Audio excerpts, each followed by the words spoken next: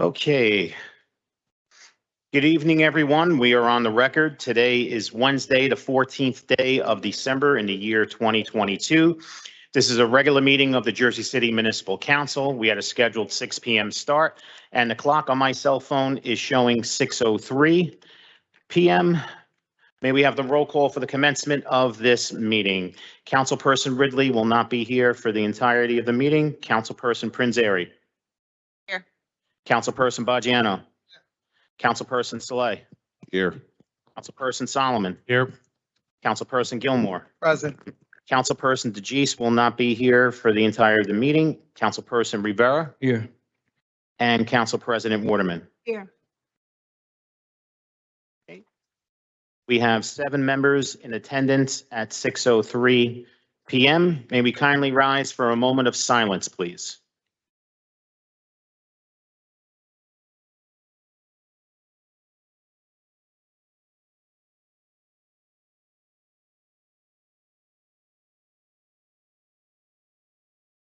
Councilman Baggiano? Would like to address and dedicate the moment of silence? Mary Avagliano, a former councilperson, a former councilwoman, passed away peacefully last Saturday, December 10th, 2022. She was 96 years old, a longtime resident of Jersey City. She was the wife of Peter Avagliano, who was deceased in 2019. Ms. Avagliano proudly served her Jersey City community. She was a councilwoman at large from 1981 to 1985. And I want to say she was probably one of the best council people in that era. She was really a fine person, and she's going to be missed. So I hope she rests in peace up in heaven. Battalion Chief Jose Cruz, Jersey City Fire Department.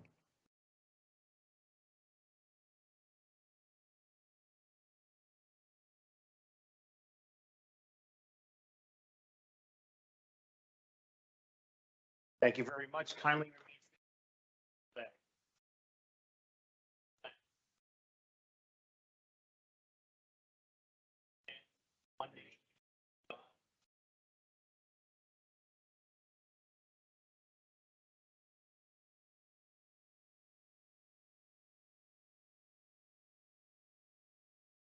Okay, thank you very much. On behalf of Council President Waterman, in accordance with New Jersey Public Laws of 1975, Chapter 231, the Open Public Meetings Act, also known as the Sunshine Law, adequate notice of this meeting has been provided by the posting on the bulletin board of the first floor of City Hall, the annual notice, which is the schedule of meetings and caucuses of the Municipal Council for the calendar year 2022, and filed in the office of the City Clerk on Thursday, October 28th, 2021. In addition, at the time of its preparation, the agenda of this meeting was similarly disseminated on Friday, December 9th, 2022 at 4:35 p.m. to the Municipal Council, Mayor, Business Administrator, Corporation Council, and the local newspapers, and posted on the city's website so I can certify as to our total compliance with the Sunshine Law. Please be advised that we are now live streaming all City Council caucus and meetings through Microsoft Teams. The links are located on the website and also on the agenda electronically. Hey, council members, before we move on for our regular order schedule of business, we do have one item that we discussed at the caucus. It's listed on the agenda as item 10.77, resolution 22-922, which is a resolution authorizing the award of a competitively bid open-end contract with W Health LLC for the provision and delivery of quality meals for senior congregate nutritional lunch program managed by the Division of Food and Nutrition. This is a late item on the agenda. I need a motion to add item 10.77, resolution 22-922 to the agenda. Motion. Second. Okay, so I'm going to give the motion to Councilperson Prinzary. And the close second, I'm going to give to Councilperson Rivera. On the motion to add item 10.77, resolution 22-922 to the agenda, Councilperson Prinzary. Aye. Councilperson Baggiano. Aye. Councilperson Saleh. Aye. Councilperson Solomon. Aye. Councilperson Gilmore, Aye. Councilperson Rivera, and Council President Waterman. Motion carries 7-0 with council members Ridley and DeGise absent. Okay, moving on to our regular order of business. We have 10 first reading ordinances, so if you would allow me to read each ordinance into the record. Appreciate it. So with that being said, item 3.1, City Ordinance 22-103 is an ordinance of the Municipal Council of the City of Jersey City amending the Jersey Avenue Light Rail Redevelopment Plan to clarify the inclusionary zoning requirements. Item 3.2, City Ordinance 22-104 is an ordinance supplementing Chapter 332, Vehicles and Traffic, Article 2, Traffic Regulations, Section 332-8, prohibited right turns on red signal to prohibit right turns on red at all times at the intersection of Marin Boulevard and 18th Street, with the exception of northbound approach. Item 3.3, City Ordinance 22-105 is an ordinance supplementing Chapter 332, Vehicles and Traffic, Article 3, Parking, Standing, and Stopping, amending Section 332-24, no parking certain hours on Montgomery Street in front of 100 Montgomery Street. Item 3.4, City Ordinance 22-106 is an ordinance supplementing Chapter 332, Vehicles and Traffic, Article 3, Parking, Standing, and Stopping, amending Section 332-31, parking restrictions for street cleaning purposes on Bergen Avenue and from Van Nostrand Avenue to Sip Avenue. Item 3.5, City Ordinance 22-107 is an ordinance supplementing Chapter 332, Vehicles and Traffic, Article 3, Parking, Standing, and Stopping, amending Section 332-31, parking restrictions for street cleaning purposes on 16th Street from Jersey Avenue to Marin Boulevard. Item 3.6, Ordinance 22-108 is an ordinance supplementing Chapter 332, Vehicles and Traffic, Article 3, Parking, Standing, and Stopping, amending Section 332-22, parking prohibited at all times, and Section 332-24, parking prohibited at certain hours at 675 Monmouth Street, Ivy Primary Prep. Item 3.7, City Ordinance 22-109 is an ordinance supplementing Chapter 332, Vehicles and Traffic, Article 9, Parking for the Disabled of the Jersey City Code, designating reserved parking space at various locations throughout the city.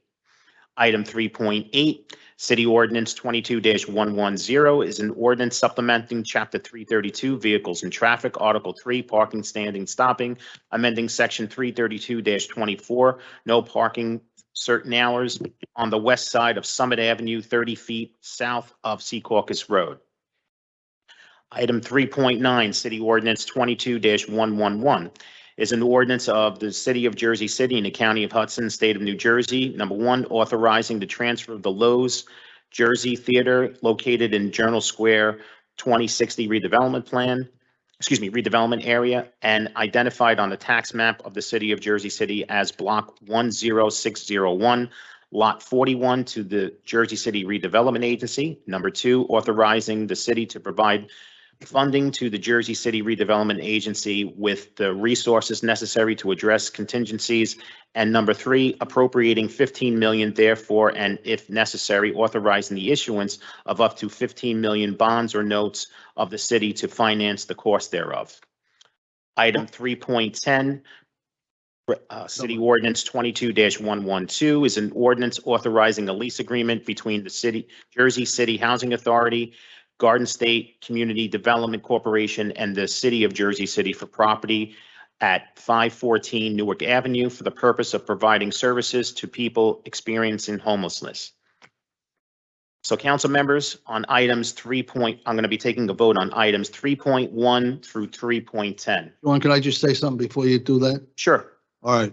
On 3.9, I have a letter here which I've given each council person from the Friends of the Lowies, where it states they had not known this ordinance was being proposed the other night.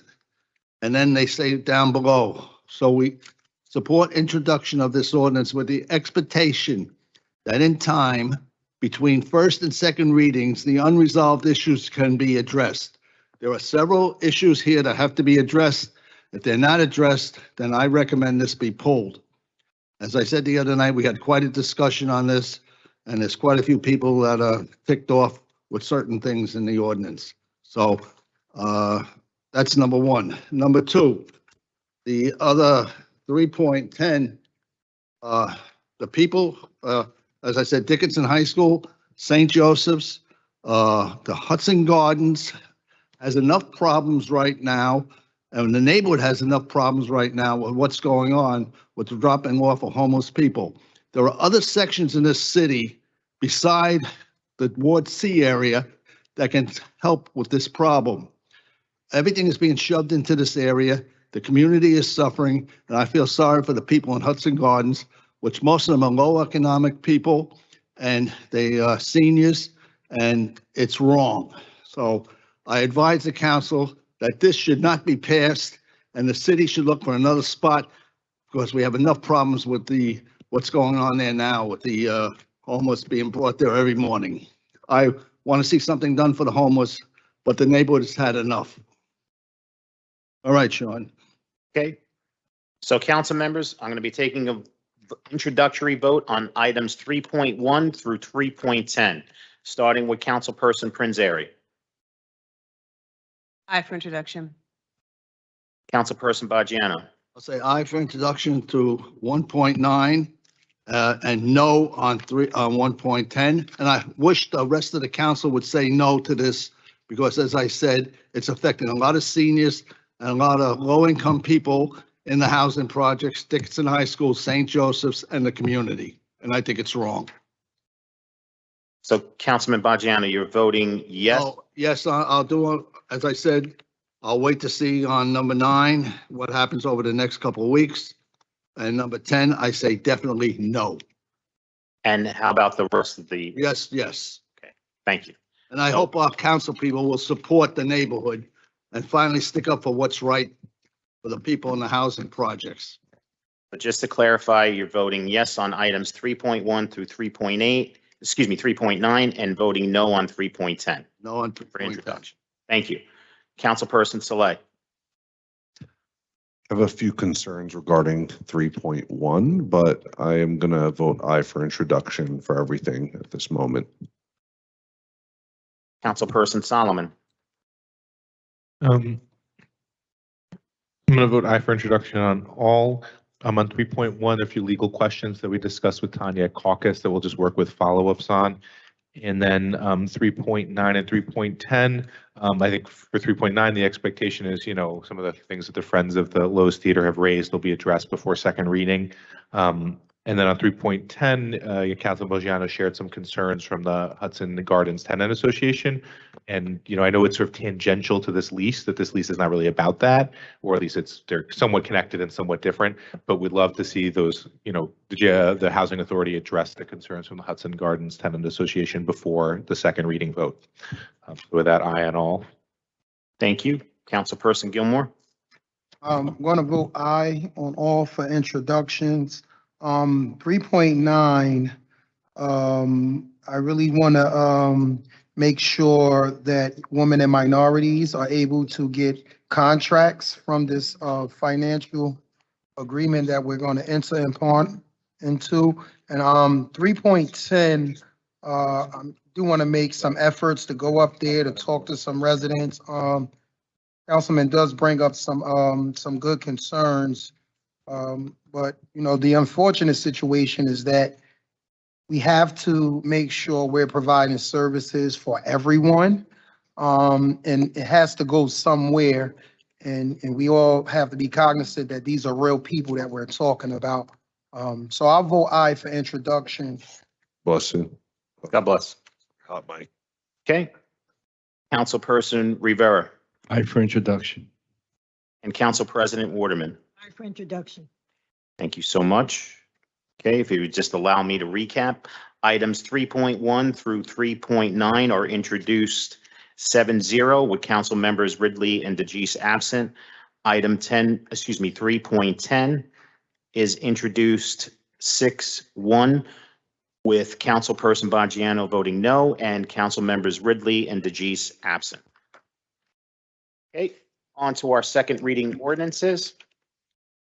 Our first second reading ordinance, item 4.1, City Ordinance 22-050, is a franchise ordinance granting permission to 503-509 Communipore Avenue LLC and its successors and assigns to use approximately 216 square feet over the public right-of-way within 50-foot of right-of-way of Arlington Avenue and the 60-foot right-of-way adjacent to Lot 1.01, Block 18703, formerly known as Lots 1 and 2, Block 18703, on the official tax assessment map of the city of Jersey City to maintain an encroaching overhang for constructed mixed-use development. This is a public hearing on this ordinance. Any member of the public wishing to be heard, please come up to the podium and state your name for the record. Motion. Motion to close the public hearing was made by Councilperson Rivera on City Ordinance 22-050, and I believe I heard a second by Council President Waterman. Mhm. To close the public hearing on City Ordinance 22-050, Councilperson Prinzary. Aye. Councilperson Bajano. Aye. Councilperson Saleh. Aye. Councilperson Solomon. Aye. Councilperson Gilmore. Aye. Councilperson Rivera. Aye. And Council President Waterman. Aye. Motion carries 7-0 with council members Ridley and DeGise absent to close the public hearing on City Ordinance 22-050. For final consideration and adoption of City Ordinance 22-050, Councilperson Prinzary. Second one. Aye. Councilperson Bajano. Aye. Councilperson Saleh. Aye. Councilperson Solomon. Aye. Councilperson Gilmore. Aye. Councilperson Rivera. Aye. And Council President Waterman. City Ordinance 22-050 is adopted 7-0 with council members Ridley and DeGise absent. On to our next second reading ordinance.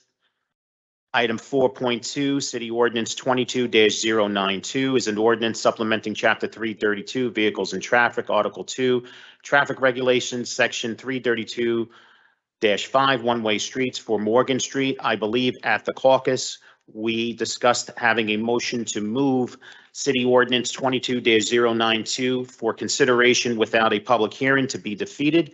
Do I have a motion? Motion. Or second. Second.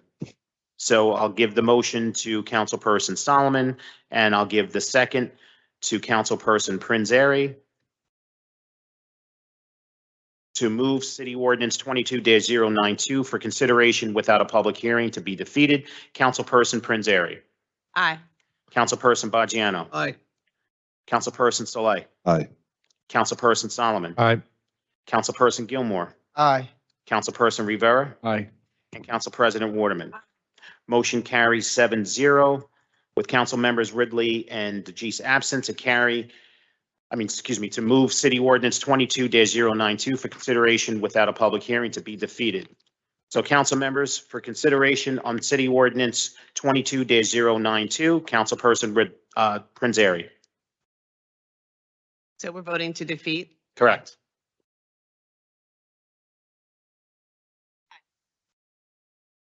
We're gonna have to, yeah.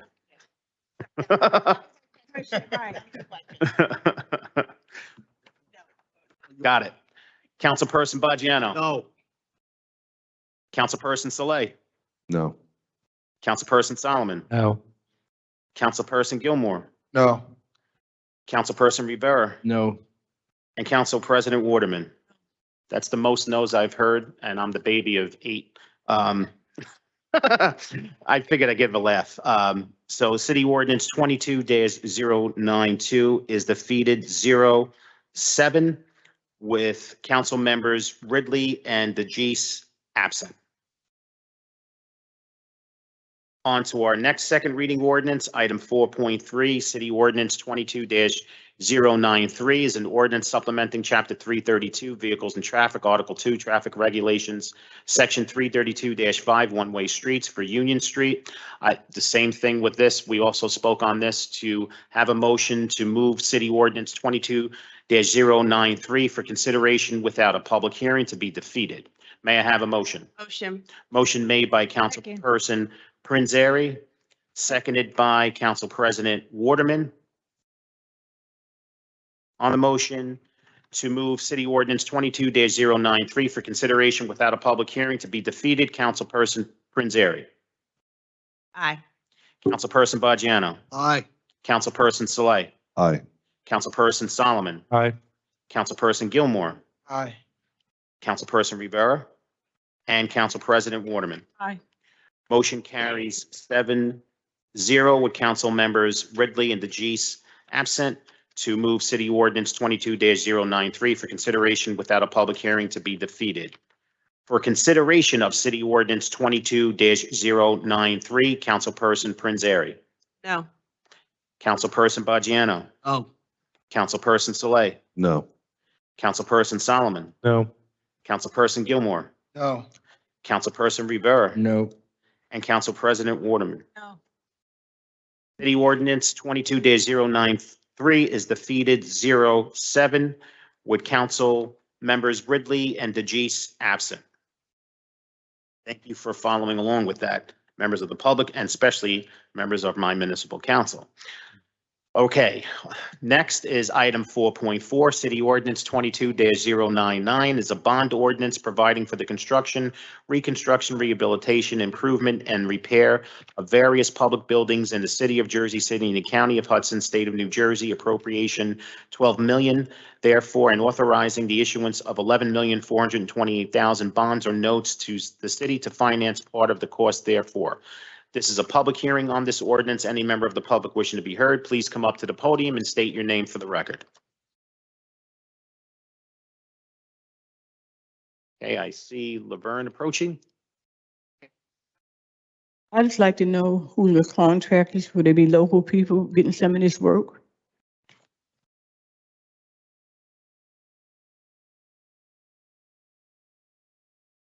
So the contractor is through the developer, and there's a competitive contract through a construction bid. So I could provide, I don't have the contractor's name in front of me. I just have the finance documents. Okay, I can thank get you you. information. Okay, thank you. This is still a public hearing on City Ordinance 22-099, and a member of the public wishing to be heard, please come up to the podium and state your name for the record.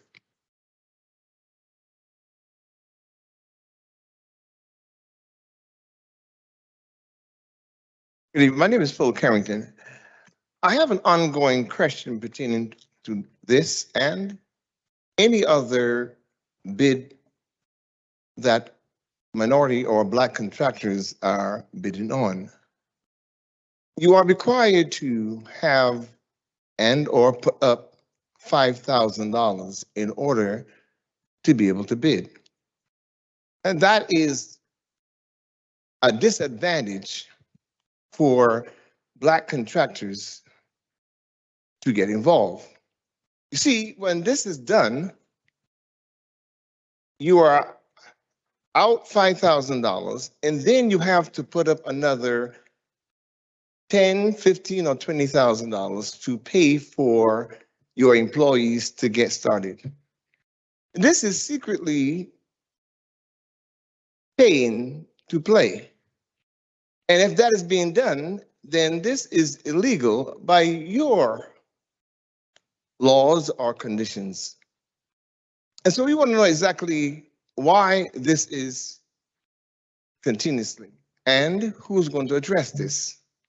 Again, you have to, I'm a black contractor, so I know exactly what I'm speaking about. You have to put up $5,000 to get into the game. After paying for your license, insurance, bond, assurance, etc. The question is, why do you have to involve all of this money? Can anyone answer that question? John, isn't it state statute when we go out to bid? Yeah, it's a procurement requirement that we have to Yes, proceed. it's state, it's not, it's state statute. So it is indeed a fact. Yes, it's a state statute, Phil. We follow that. It's not like the city makes this up. So you would agree with me that it's paying? I'm not to play. agreeing with anything. I'm just telling you what you asked. I'm answering your question, Phil. I know you Asking did. why, and I'm telling you why. You know it, but you have your right to say I also have the right to ask. it. You sure do. Thank you. Okay, Phil. Motion. This is still a public hearing on City Ordinance 22-099. Any member of the public wishing to be heard, please come up to podium and state your name for the record. Motion. Motion was made by Councilperson Saleh, and I'll give the second to Councilperson Rivera, since he motioned a little bit too early. On the motion to close the public hearing on City Ordinance 22-099, Councilperson Prinzary, Aye. Councilperson Baggiano, Councilperson Saleh, Aye. Councilperson Solomon, Aye. Councilperson Gilmore, Aye. Councilperson Rivera, Aye. and Council President Waterman. Aye. Motion carries 7-0 with council members Ridley and DeGise absent to close the public hearing on City Ordinance 22-099. For final consideration and adoption of City Ordinance 22-099, Councilperson Prinzary, Aye. Councilperson Baggiano, Councilperson Saleh, Aye. Councilperson Solomon, Aye. Councilperson Gilmore, Aye. Councilperson Rivera, Aye. and Council President Waterman. Aye. City Ordinance 22-099 is adopted 7-0 with council members Ridley and DeGise absent. On to our next second reading ordinance, item 4.5, City Ordinance 22-101, an ordinance of the Municipal Council of the City of Jersey City adopting amendments to the Journal Square 2060 redevelopment plan regarding 701 Newark Avenue. This is a public hearing on this ordinance. Any member of the public wishing to be heard, and I see Jean Daly. That better? Better. Okay, yes. Jean Daly here. I watched the caucus meeting on this and did some of my own diving, and this is a total sham. This agreement with the redevelopment agency, first go round, was supposed to be with a upscale boutique hotel and no housing for the public, people in need of housing. And all they were giving back was the union labor.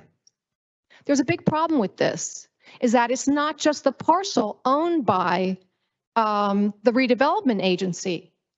This total plot that the footprint of this building is going to be resting upon requires two separate privately owned by a real estate company parcels. 703 Newark, 705 Newark, and 709 Newark, or 705. Those are privately owned by a real estate company and have been part of that bid from the very beginning in 2018.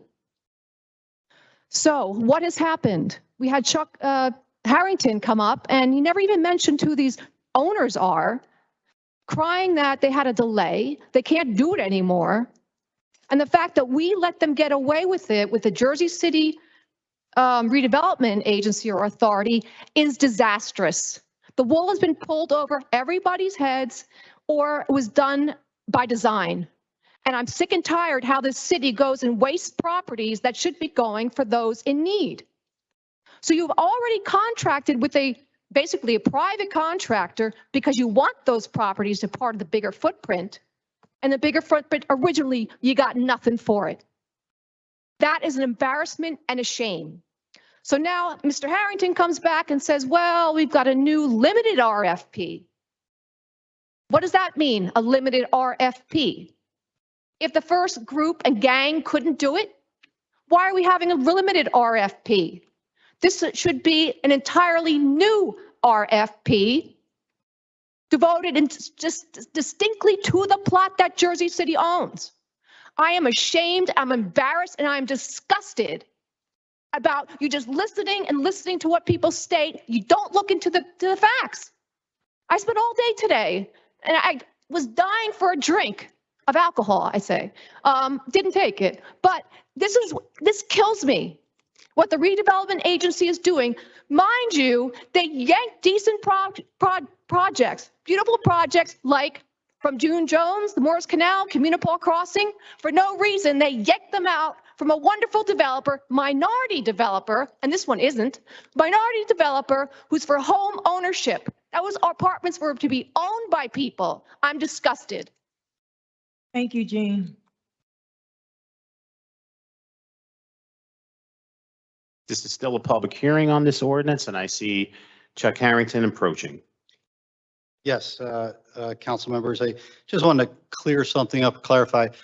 The parcels that are part of this are all owned by, actually now owned by the JCRA.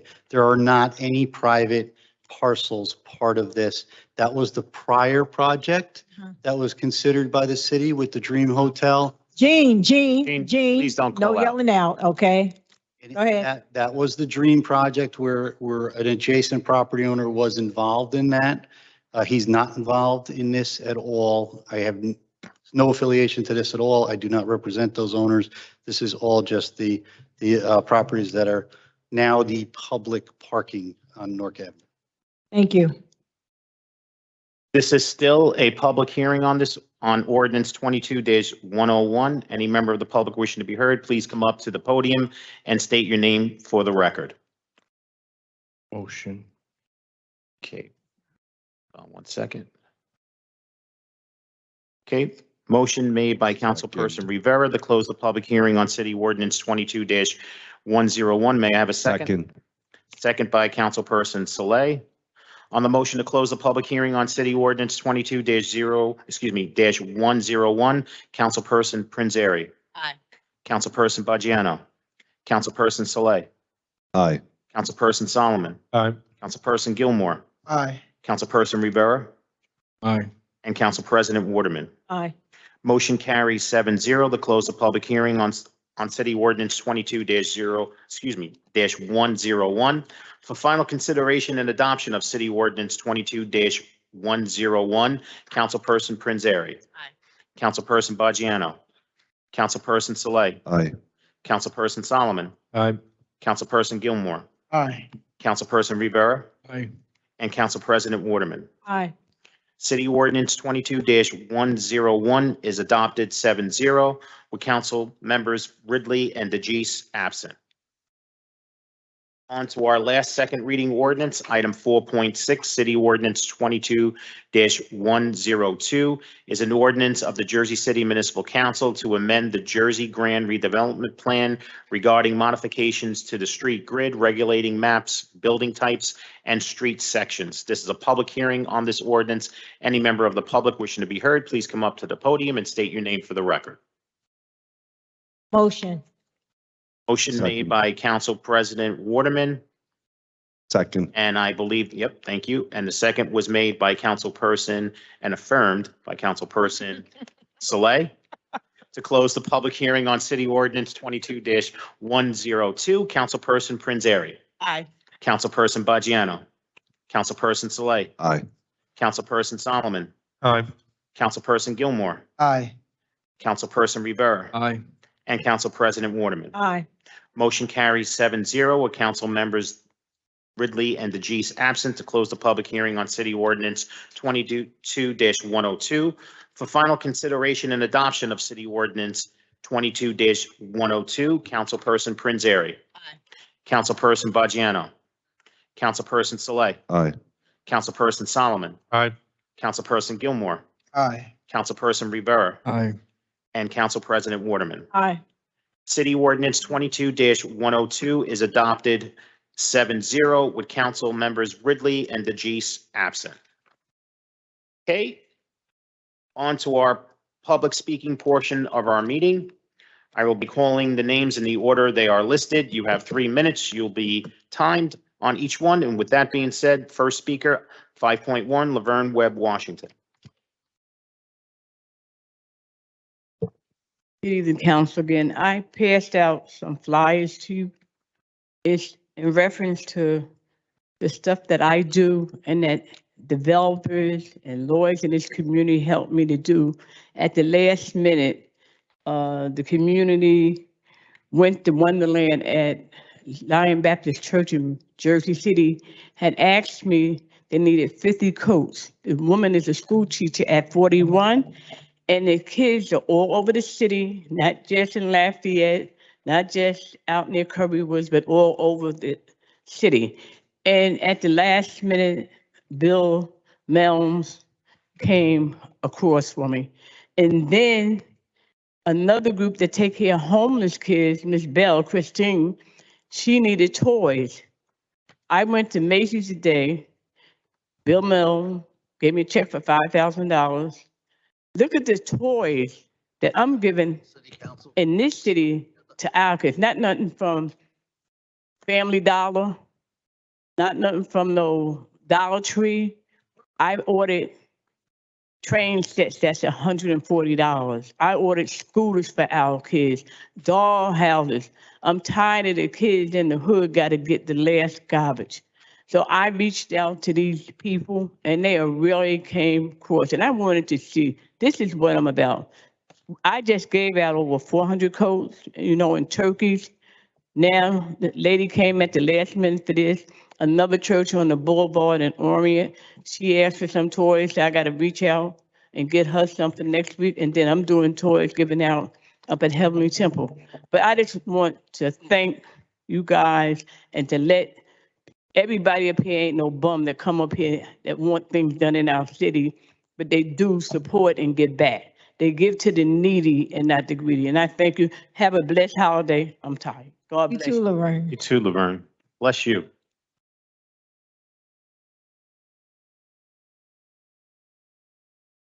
Okay, our next speaker, 5.2, Hendeka Muslim.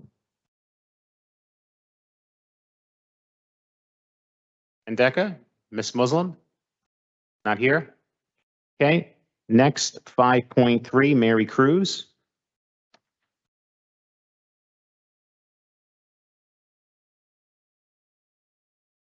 My name is Mary Cruz, and I'm here to speak on behalf of my sister Iris Cordero, who is employed by the Jersey City Municipal Court. Iris has lung cancer and is currently undergoing treatment. On November 15, 2022, the roof of the building in which she is working was being repaired. Iris and other staff were exposed to industrial fumes and were evacuated from the building after being exposed. An ambulance transported my sister to the emergency room since she was dizzy and having difficulty breathing. On November 16, 2022, my sister went to see the city doctor who cleared her to return to work. Iris was still feeling ill and went to see her own healthcare provider who worked closely with her oncologist. She was not cleared to return to work. A similar incident happened last year. My sister left the building since the fumes from work being done was affecting her breathing and her lungs. Iris reported the incident and was instructed to apply for ADA accommodation. She applied for the ADA accommodation and it was granted. The ADA accommodation letter stated, and I quote, that Iris Cordero will be provided advance notice of particularly triggering workplace events such as painting, construction, etc., that may affect her medical condition. This did not happen. No one notified my sister. Iris was exposed, and as I previously said, she was taken to emergency room by an ambulance. How could this have happened? Is there no regard for a person's welfare? The combination of the fumes and the treatment of lung cancer caused her to feel ill. Due to her illness and treatment, recovery does not happen as quickly as it does for a healthy person. Whether the fumes were toxic or not, it reported for the testing conducted. My sister had returned to work to return home to recover. Her absence from work was not her fault, but the fault of those who failed to notify her. Iris was not paid for those days, and she recovered at home since she was not sick. Left due to her condition. In the letter she received November 23rd, 2022, it was written that the high winds caused the odor to fumes to enter the building. I guess the people who failed to notify her are calling it an act of God. The failure to notify her before work stated was not an act of God, but a human error by the part of 4 or 5 individuals who should have notified her better.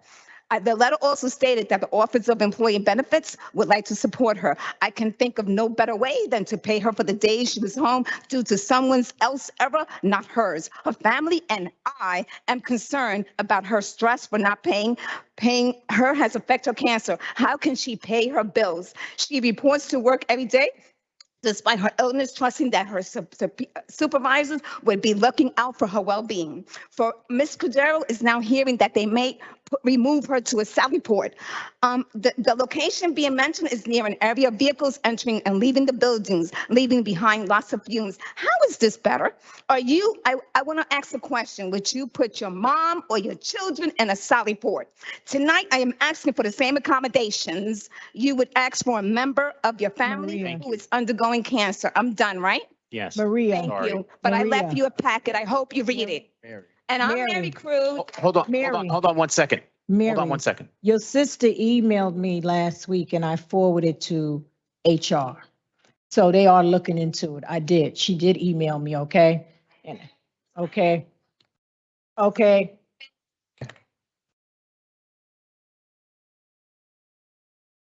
Okay. Next speaker, 5.4, Philip Carrington.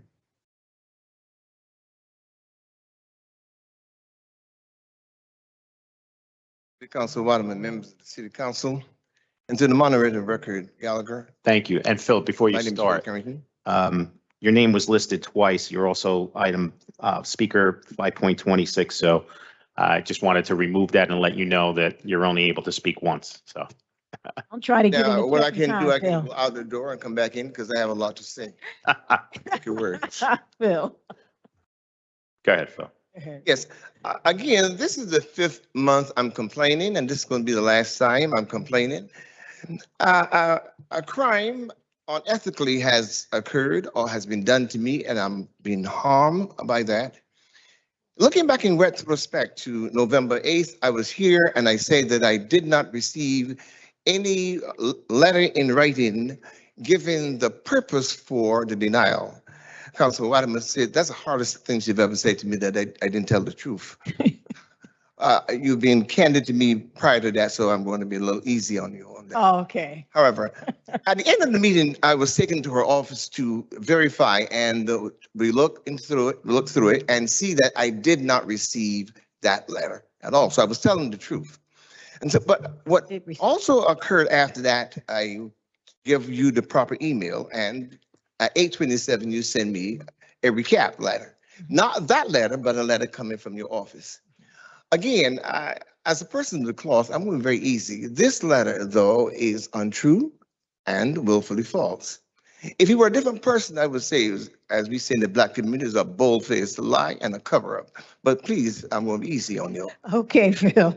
Here, what the letters say is that, recap, your permit was denied because MLK is a major road with a busy bus route. To say you cannot close Martin Luther King Drive on Oak Street for me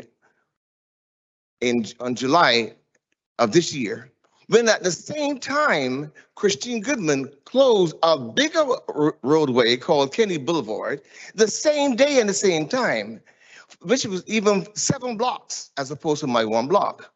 And then the next month followed, Angie McKnight then closed the same Oak Street and Martin Luther King. So again, and many different times prior to and after, the next month in September, Martin Luther King Drive again was closed. So this letter is just not the truth.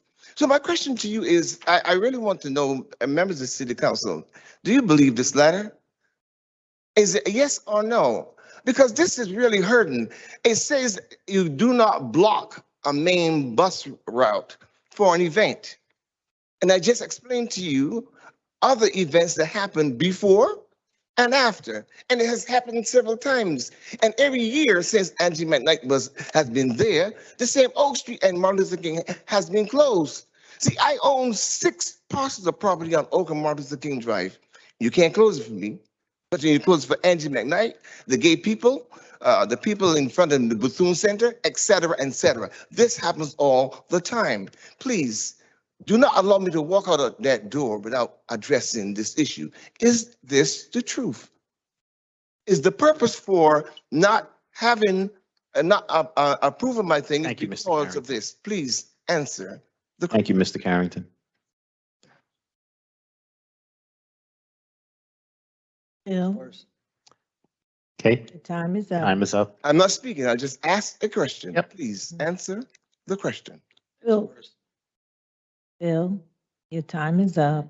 What we would have to do is investigate the things that you just said. We just can't go by just what you said. It would have to be investigated on those days and times in which those events was carried out to say that that letter's not true. Okay? Okay, thank you, Phil. Our next speaker, 5.5, Menendez Trissan. Mendez, I'm so sorry.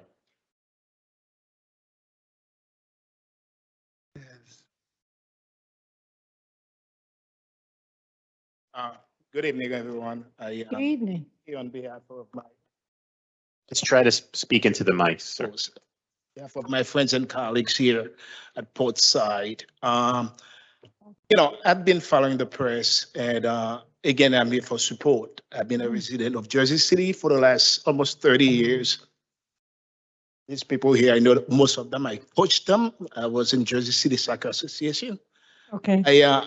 I'm a true Jersey City person for almost 3 decades. Anyways, the purpose of me being here is rent control. Okay, we have 155 Washington Street. As I mentioned, Portside Towers, where the so-called developers who are supposed to follow the rules and you guys to reinforce those rules, it looks like it's not happening. We have people not filing for rent control. It increase the tenants' bills for, almost 25 to 30%. And I have colleagues here who are being, wrongly overcharged. So I am, humbly asking you guys, member of this council, to take this seriously because it's totally unfair. We are Jersey City. We are residents of Jersey City and we pay taxes. We work very hard. We teachers. Again, I coach here. I have a bunch of kids under my control. So I'm asking you guys, council people, please, no filing, no exemption. Therefore, I have a job to do as a resident. I'm asking you to do yours. This is why I'm here, and I thank you. Thank you. Thank you. Thank you. Okay, our next speaker, 5.6, Tom Haran. Hi, I'm Tom Haran. I'm director of Jersey City Educational Television. And I also co-built the station upstairs.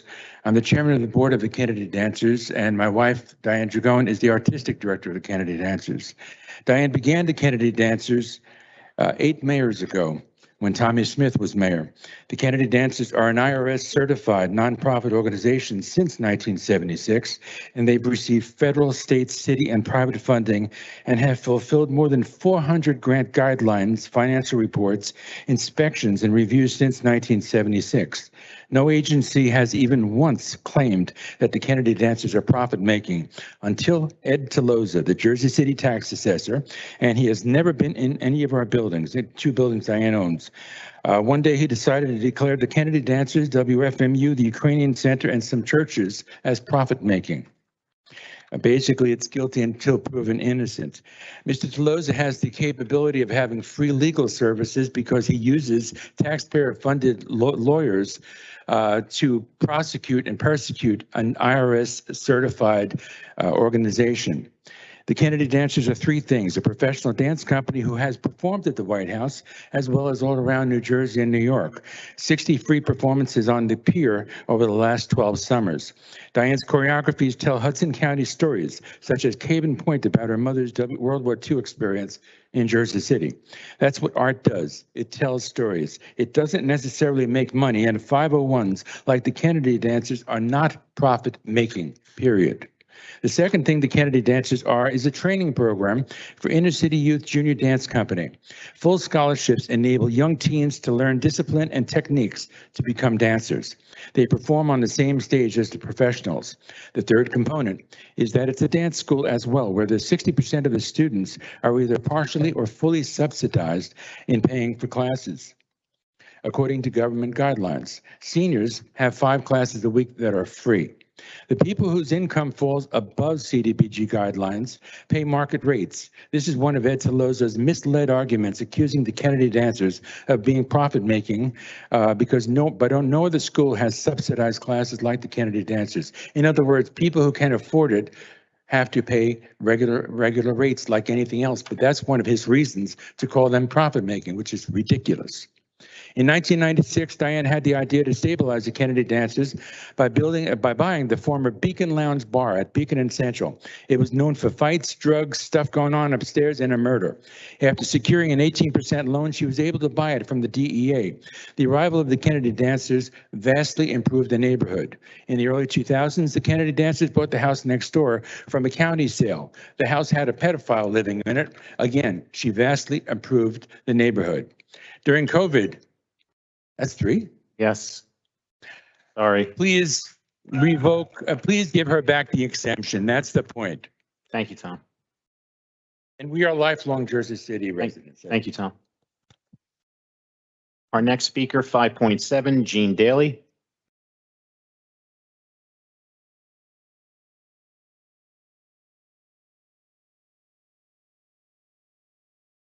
Okay. Jean Daly. I wish we had more time because I think we have, I think there are 79 resolutions tonight. And how in God's name you expect the public to comment on them in 3 minutes? This is an embarrassment. If I had time, I would have gotten that big rat once again to stick outside City Hall because you're now again subcontracting out the landscaping, which we have a department for to do to the tune of what, $800,000 this time? Why are we doing this? Why are you hiring scabs to take over the jobs that we have people for and we have a union which represents us? This is really a shame. You're all, I mean, I want to get that darn rat and stick it out there because it deserves to be there. Because not only this happening with the unions, this city is falling apart. I look at the money that's being wasted in this particular dump load of resolutions.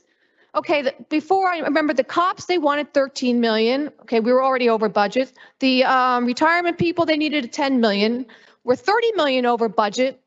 One of the unions is an arbitration. That's going to end up to the millions or $10 million.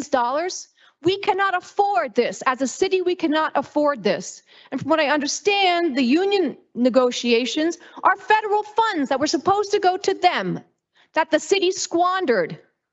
This city squanders what it has.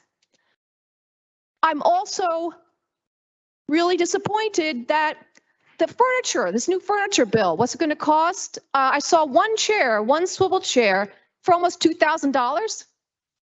If you guys are so interested in giving away money, give it to me. It's really disgusting what you're doing. There were some desks that cost $25,000. Cut me a break. Buy used furniture like the rest of us slobs. What I'd like to know is, why does this keep on happening? Why is there no reining on the spending? Why is there no accountability? We've got another spending with the City Hall Park. Are you out of your mind? I know some of the council members were wonderful and they said, we don't need it. We can't afford it. Thank you, Joyce Waterman, Council President Waterman. And that is, what are we going to do? Where are you guys going to park? Tell me. And then you're going to spend, what, $250,000 to get a study on the feasibility? I'll do the study for you. It only cost you $100,000. And I'll tell you, it's not possible because where are you guys going to park? Where are the people in the neighborhood going to park who do park there at different times? That resolution must be denied tonight, as the others should be questioned. Thank you, Jean. Okay, our next speaker, Noreen Collins, 5.8. Noreen? Not here, okay. Next, 5.9, Scott Franklin.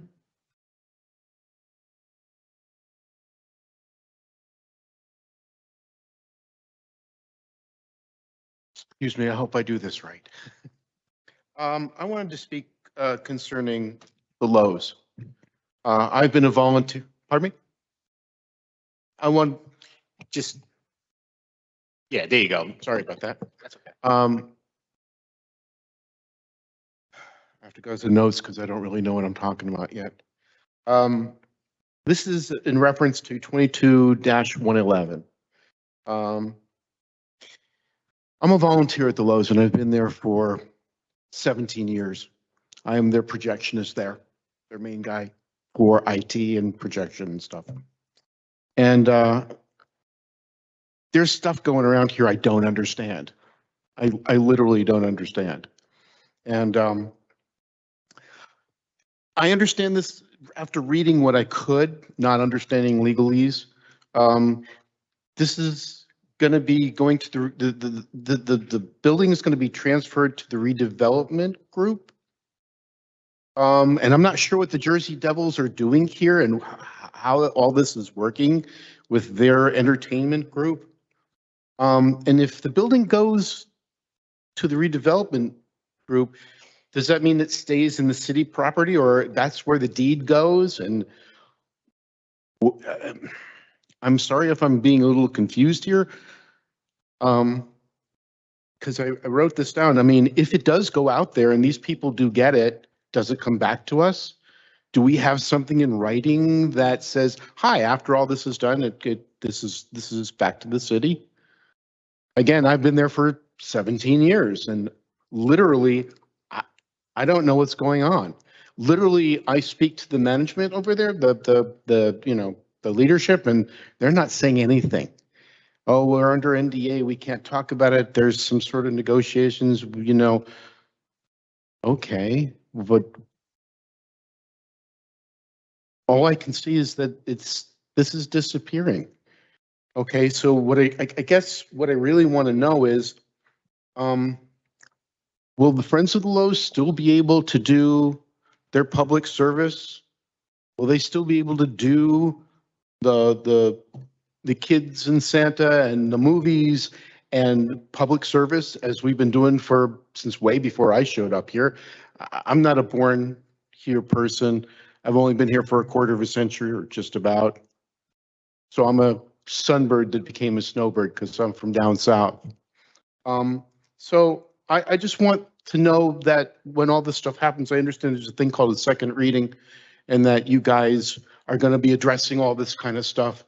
But I just want to let you know that from the confused people that have volunteered thousands of hours, and that's just me, not other folks, it's important.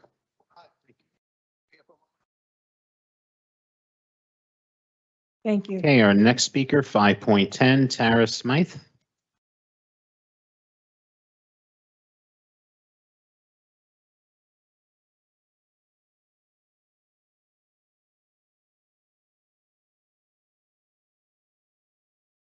Hello, I'm Tara Smythe. I'm a resident of 70 Green, an apartment building owned by the same real estate investment corporation as Portside Towers.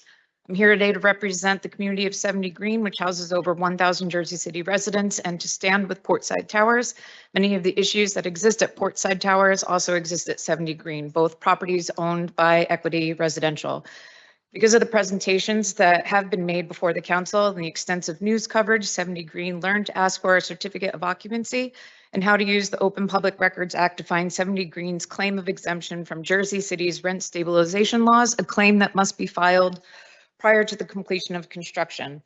We also learned what the phrase "the city conducted its search and no responsive records were located" means. It means there was no filing, and without that filing, there is no exemption for rent control. With the help of our friends at Portside Towers, we will soon find out if 70 Green should be subject to rent control. Beyond the possibility of the rent control laws being broken in yet another Equity Residential building, I want to share highlights of the hazardous living conditions at another one of their Jersey City properties. 70 Green has compromised my livelihood, reputation as a new real estate agent trying to build a successful business, and my physical safety. If I could afford to move, I would.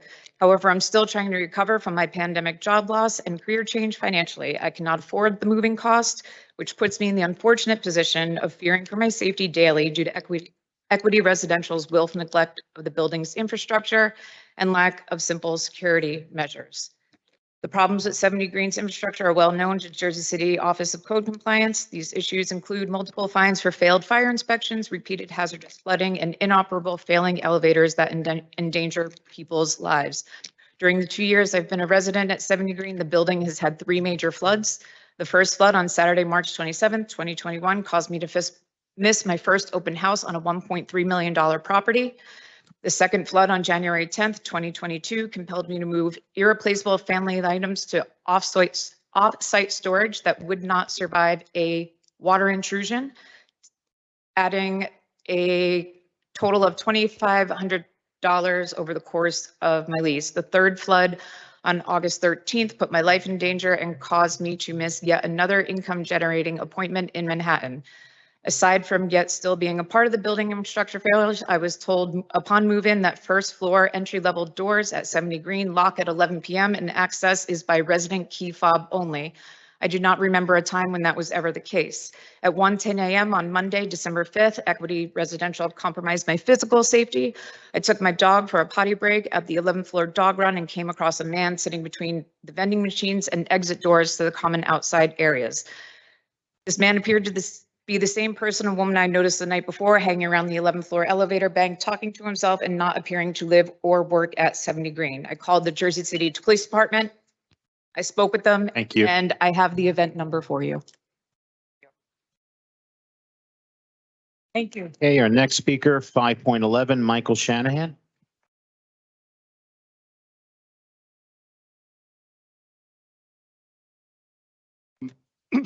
My name is Michael Shanahan. I've lived in Portside Towers for over 20 years. However, I would like to speak about my recent experiences with Equity Residential and the leases that I have signed. They always offered me just a one-year lease, so I had to sign a new lease every year. Each year, Equity would send me an email for the next New Year's rent increase on Christmas Eve. I received such an email on Christmas Eve 2019. When I received it, I realized that it was for more than I could reasonably afford. There happened to be another apartment with a lower rent available, and I switched to that apartment at a saving of $850 a month. But Christmas Eve 2020 brought a grim surprise. They were raising my rent on the new apartment by 10%. This wiped out all of the savings of my new apartment. I called the member of the Equity staff who had sent me the email. I asked to meet with her, but she refused. She gave me a deadline to consider the offer for which there could be no negotiation. I had to accept the 10% increase, but I decided to spend the year looking for another place to live in Jersey City. Last summer, a well-meaning friend who lives in another part of New Jersey told me that he had read an article which said that Jersey City had the highest rents in the United States and that the average rent was $5,000 per month. My heart sank. I'm an elderly man. I have no family. I really didn't know where I would go. But it looks like things might be changing if Jersey City will enforce its laws that have been on the books for many years. And maybe I and people like me will not have to dread Christmas Eve every year. Thank you very much.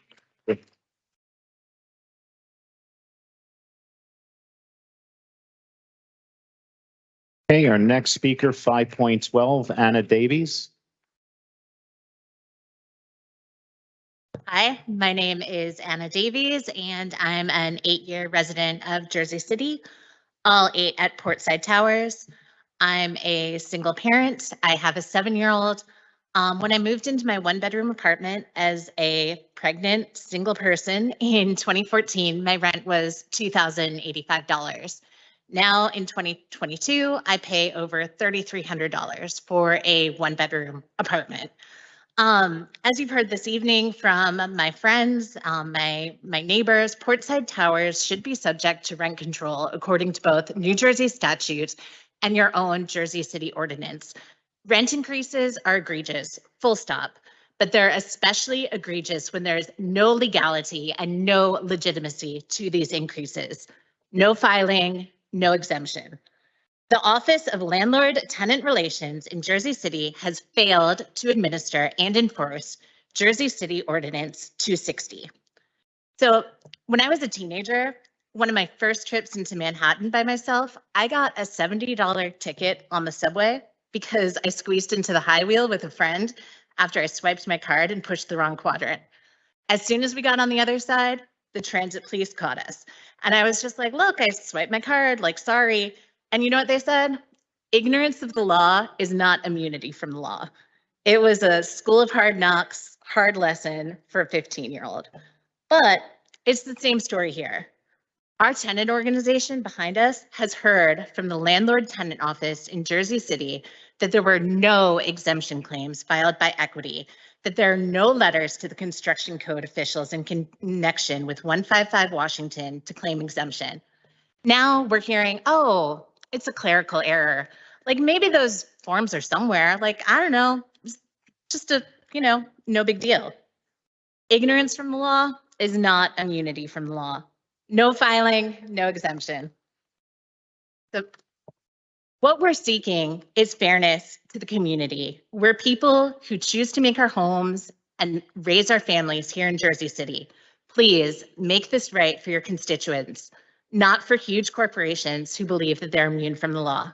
Thank you. Thank you. Next speaker, 5.13, Kevin Weller.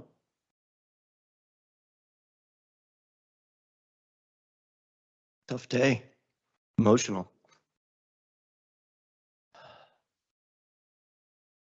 Today we are here in greater numbers, and as you've already heard, we're joined by the first of what will become an avalanche of additional buildings.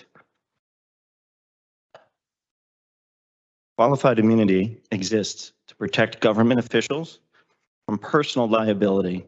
It exists so officials can unflinchingly discharge their duties. So if Dinah Hendon were to enforce Rent Control Ordinance 260 unflinchingly, and the council were to allow such legal enforcement, everyone involved is protected. That is not what is happening here. According to the Supreme Court, qualified immunity protects all except the plainly incompetent or those who knowingly violate the law. The law here has been clearly established since 1987. It has been referenced in a public case in New Jersey, which Dinah Hendon herself references in her signed determination letter. And it is spelled out in the Jersey City Ordinance, which Dinah Hendon must enforce. If that were not enough, over 150 tenants sent a copy of the law that was being violated to Dinah Hendon, along with proof of service, and each received confirmation of the receipt of those communications. We are here to make sure the violation of state law is clearly established so there is no protection from qualified immunity. It is my belief that Dinah Hendon and each Jersey City official with knowledge of this unlawful activity has a personal liability if they do not take steps to prevent this unlawful action immediately. Today, I have disappointing news to report. At the last recorded and widely shared council meeting, Madam President Waterman and Councilpeople Rivera and Solomon named Dinah Hendon as the person who is responsible for rent control enforcement. Madam President instructed several members of the council to meet with us so they could initiate an investigation into our claim that Dinah Hendon is not enforcing the law. These meetings have occurred as follows. Michelle and I met with Councilpeople Saleh and Rivera to review the ordinance that was not being enforced. On 12/7, there was an investigation by the Council of Dinah Hendon, a power that is assigned to the Council per Jersey City Ordinance Chapter 1, Article 2, Section 5, which says, the Council may require any municipal officer in its discretion to prepare and submit sworn statements regarding his or her official duties and the performance therefore, and otherwise to investigate the conduct of any department, office, or agency of the municipal government. The facts that were presented to all of you were verified. I would like to join Councilman at Large Rivera by calling for an on-the-record investigation into these clearly established unlawful acts. And I understand there is a request for an on-the-record question by the council. Is there? Thank you.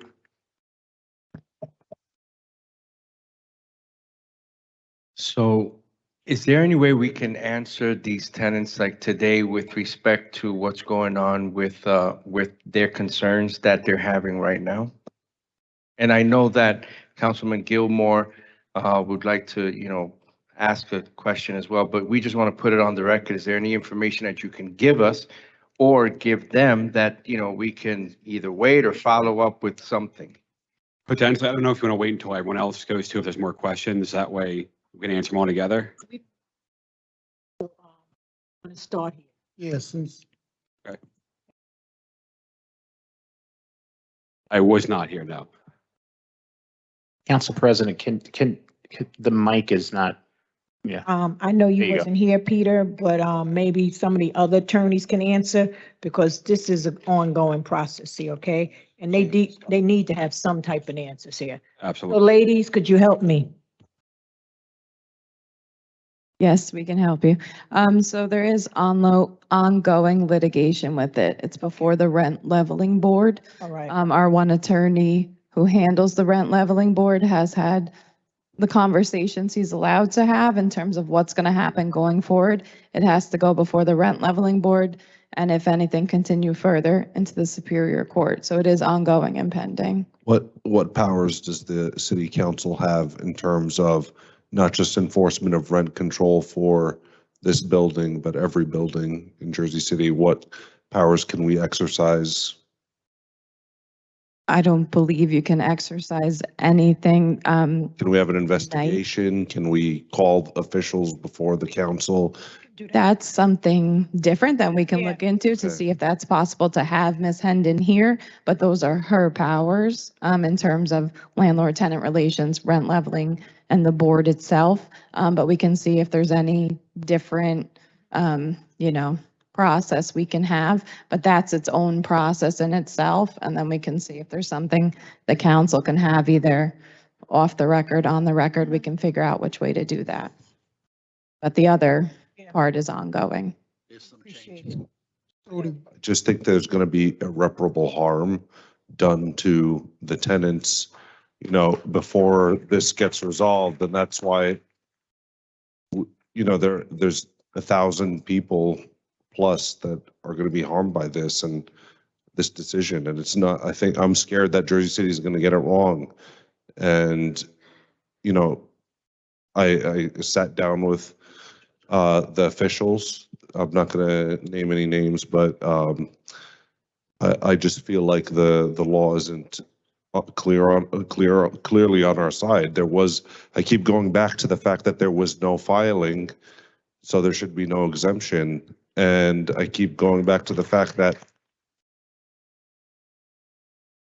Equity Residential was the second owner of that building, and they weren't the first ones to build it, and they're the third owner. See, and then the tenants even have the note, and it's a 4-year note, and even in the statute, it says, this is the New Jersey statute, that says construction financing was the financing at the time, and this is just me quoting the statute.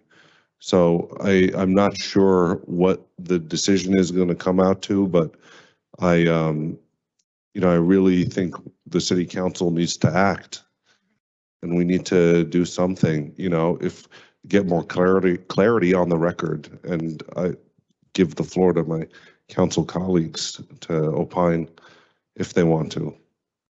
Just to let you know. Wait, Rich. Go ahead, Gilmore. I just think that, so correct me if I'm wrong, you said right now it's at the board's discretion to render a decision, correct?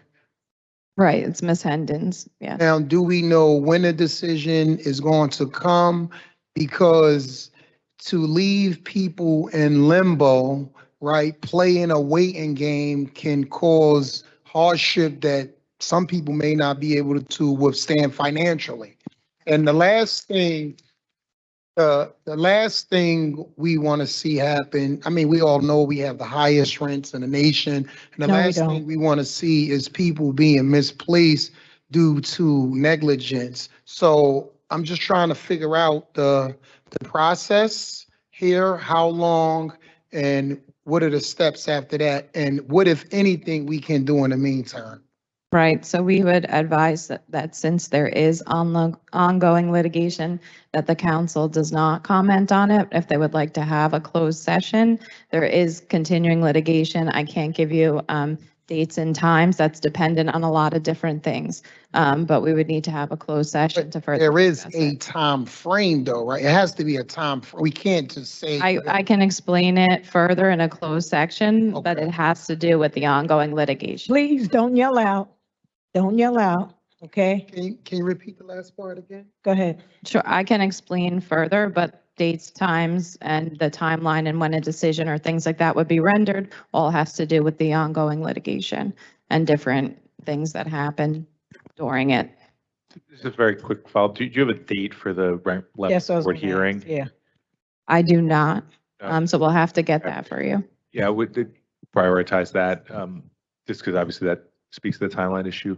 I would just say from a step back perspective, you have the specific case and ongoing litigation, and there is potentially serious harm done if it's not resolved in a quick manner. And then I think from an oversight perspective of the council, it's if this, we have to let that process play out, but if decisions are being made egregiously and we're able to see that, then we have the power and the ability to try to, make sure the administration is, accurately interpreting the law. So we can't obviously speak on an individual case, but I think we can as a council use our oversight powers to see if there's a systemic problem, and if there is, then change it. So. And also to jump on that as well, we have a landslide of concerns with these buildings. And, not only the situation that they're having, with the rent, but there are safety issues that are going on with these buildings that we have to make sure that we highlight. So I do understand that, there is litigation, there's a litigation process happening now, and conversations are limited, but there has to be maybe like a closed session that we can do, right after the holiday, so that we can give some sort of information to them so that they can, get some sort of sense of what's going on. What liability does the city face in terms of if we have knowledge of, what is happening as a city, and also qualified immunity? I think we heard about that. Is that something that extends to council people? Is it, does the city face liability for this ongoing, not just this, but let's say the problem is systemic across the city and we've been giving carte blanche 30-year rent control exemptions. Is that, what kind of liability do we face? Well, we can discuss that more in a closed session, but every decision of the rent leveling board is appealable to the Superior Court. And the Superior Court handles it in that way. And then we can deal with what the city actually faces, but we can discuss that more since it's dependent on a lot of different circumstances in a closed session. I do have a question, and I don't know if this can be answered here publicly, but is there a statute of limitations on the appeal time for decisions by the rent leveling board?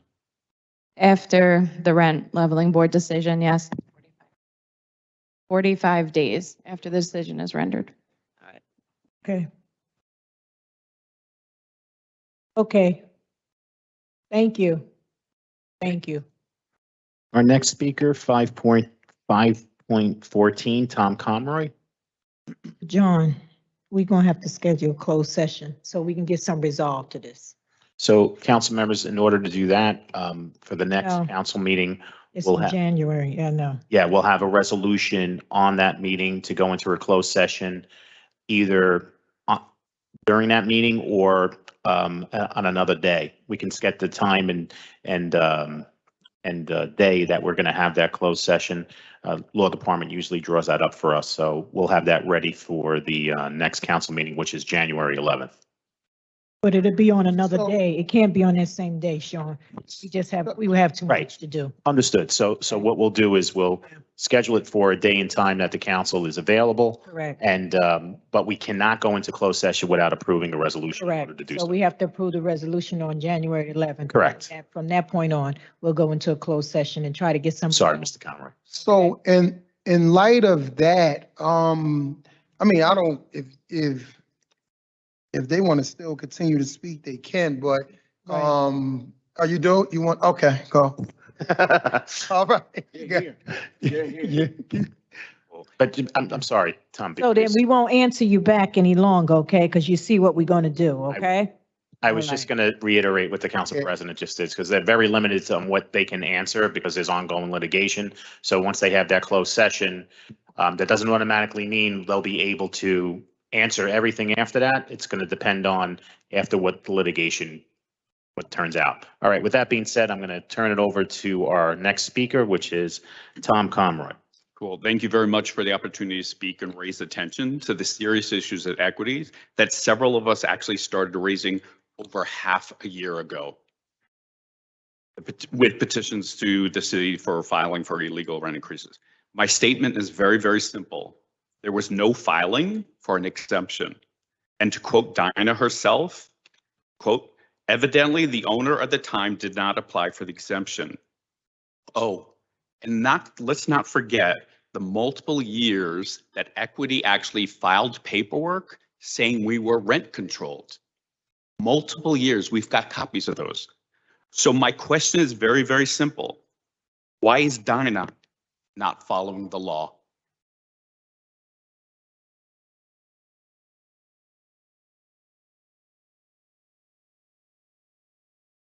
I said we can't answer back and forth. I'm just going to put it out there. She's not following the law. Okay. Thank you.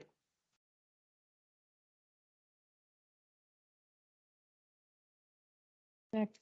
I'm sorry, I was taking a sip of water. 5.15, Alyssa Lattis. Hello, my name's Alyssa Lattis. Hello, Madam President and all the council members. At the last meeting, I talked to you about my experience as a frontline worker during the pandemic. I spoke about the harm that is unavoidable, such as a pandemic, and the harm that can be avoided by enforcement of the law. And I'm here again today to ask you guys to give your best effort, just like I give my best effort at work every day. And my question for you today is, are you really doing everything in your power to prevent the harm that is been so publicly made known to you guys? At this point, it's widely known that the New Jersey state statute requires a filing prior to the completion of construction, and your ordinance requires full compliance with that entire statute, including the filing requirement in order to even qualify for an exemption to rent control. And further, the statute defines completion of construction so that there is no confusion. It means the issuance of a certificate of occupancy, and that certificate is defined by State Uniform Construction Code Act. It can only be for new constructions. So, Madam President, the last time I was here, you said, quote, if paperwork is not filed correctly, I see your point. I do. And I just think as a city, when we fall short, we got to own it. End quote. In our case, it wasn't even a matter of paperwork that wasn't filed correctly.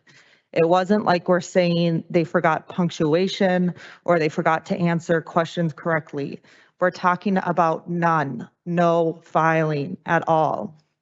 We all know, and Dinah Hedden has confirmed in writing under a blue wet ink signature that no filing whatsoever existed during the only legal window of the time that it ever could.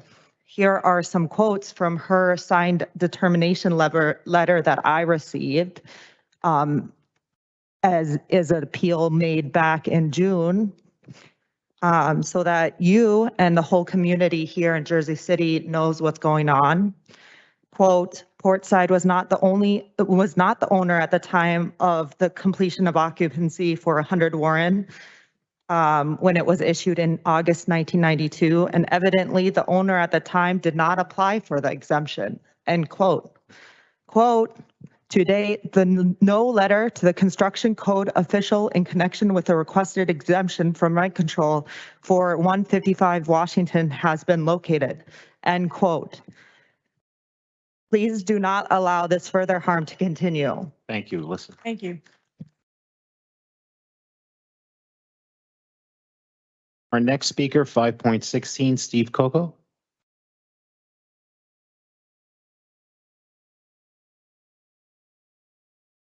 Hello, my name is Steve Coco. I'm a tenant in downtown Jersey City and a member of the Hudson County Democratic Socialists of America.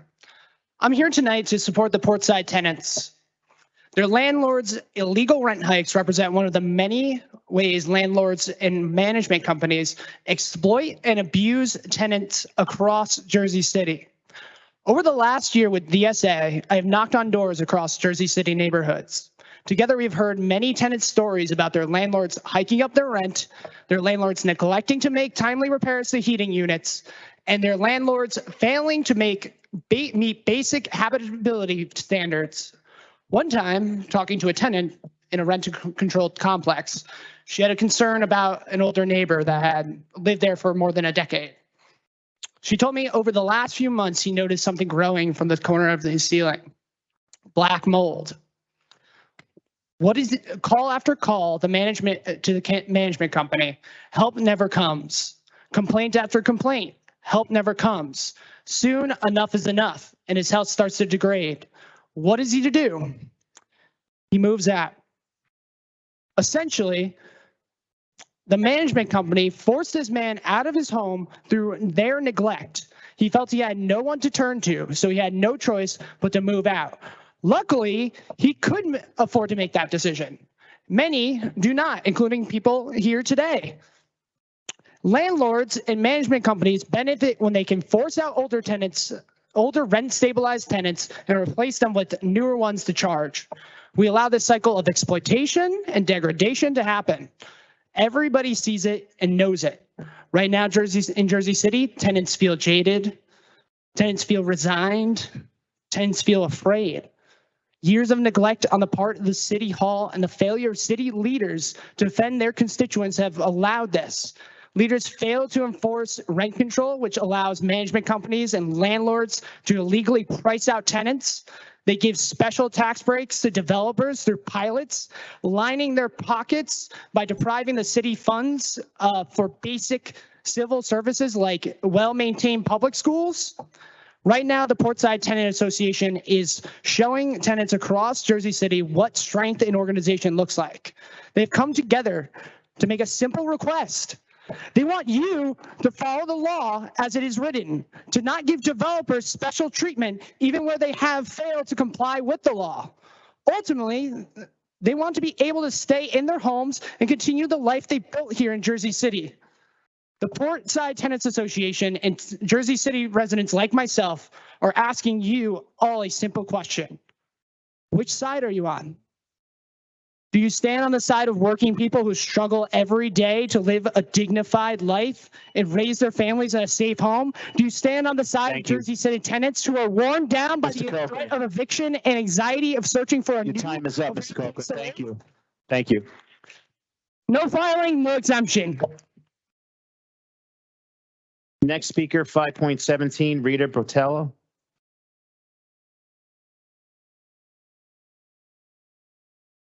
I've never done this before, so I'm shaking in my shoes, so please bear with me. Hello, Madam President and council members. I hope my story will help you to do whatever is necessary to end this injustice.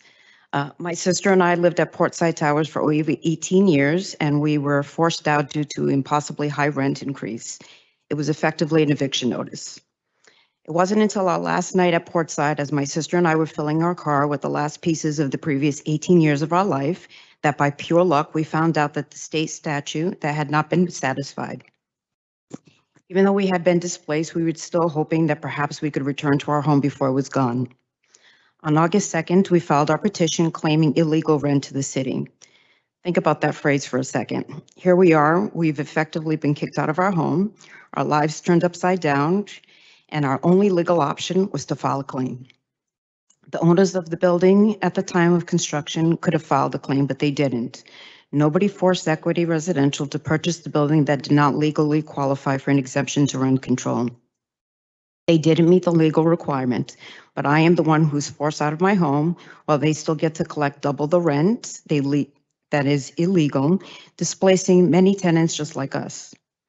When we submitted our claim to Dina, in our email, we kindly asked, please direct our resources to any aid for homeless teachers or couples who were put to the street because of illegal actions of bad actors and the delayed actions of those who have the power to prevent those actions.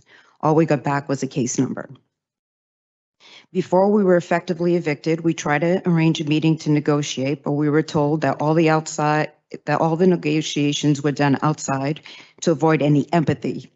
I was actually shocked that he had the courage to say that, that it was all handled now outside to avoid any empathy to tenants. When I watched the last council meeting, I heard your words, Madam President. I don't know how you're living at this point, to be perfectly honest. I heard empathy in your voice and I have hope. I understand the meetings you directed to happen did happen, and our information was verified by Councilman Saleh and Rivera that there was no filing prior to the completion of construction for either 100 Warren or 155 Washington. Some of us are homeless while we wait for someone to do the right thing. Have empathy. Don't let this continue. Lives are in your hands. Thank you.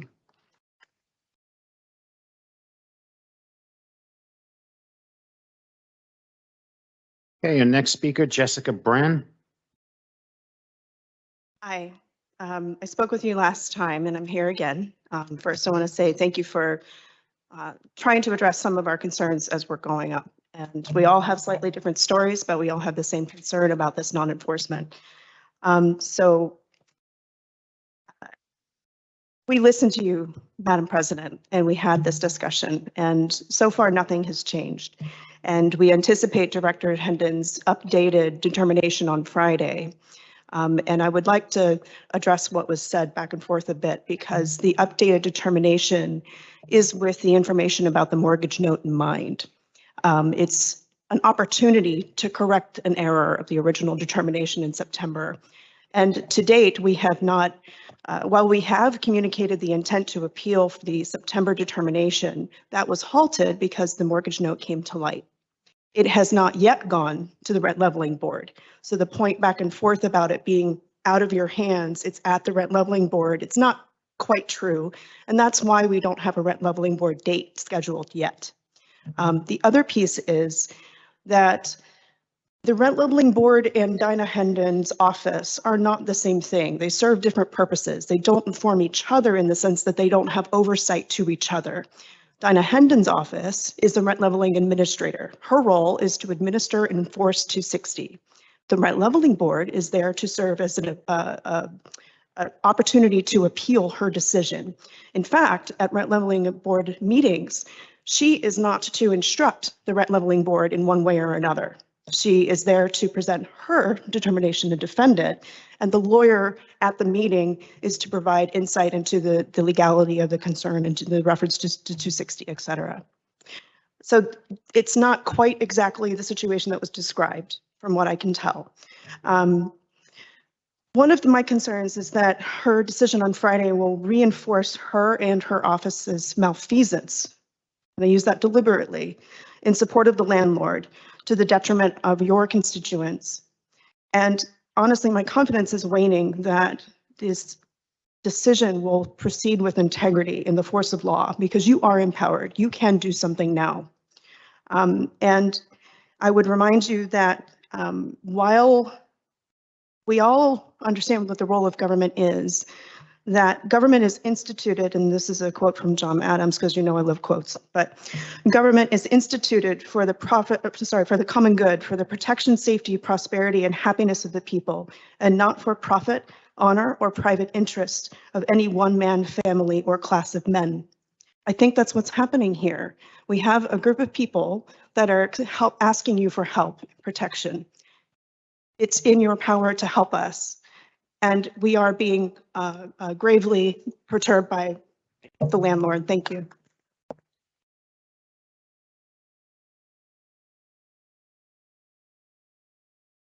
Next speaker, 5.19, Alexandra Kam.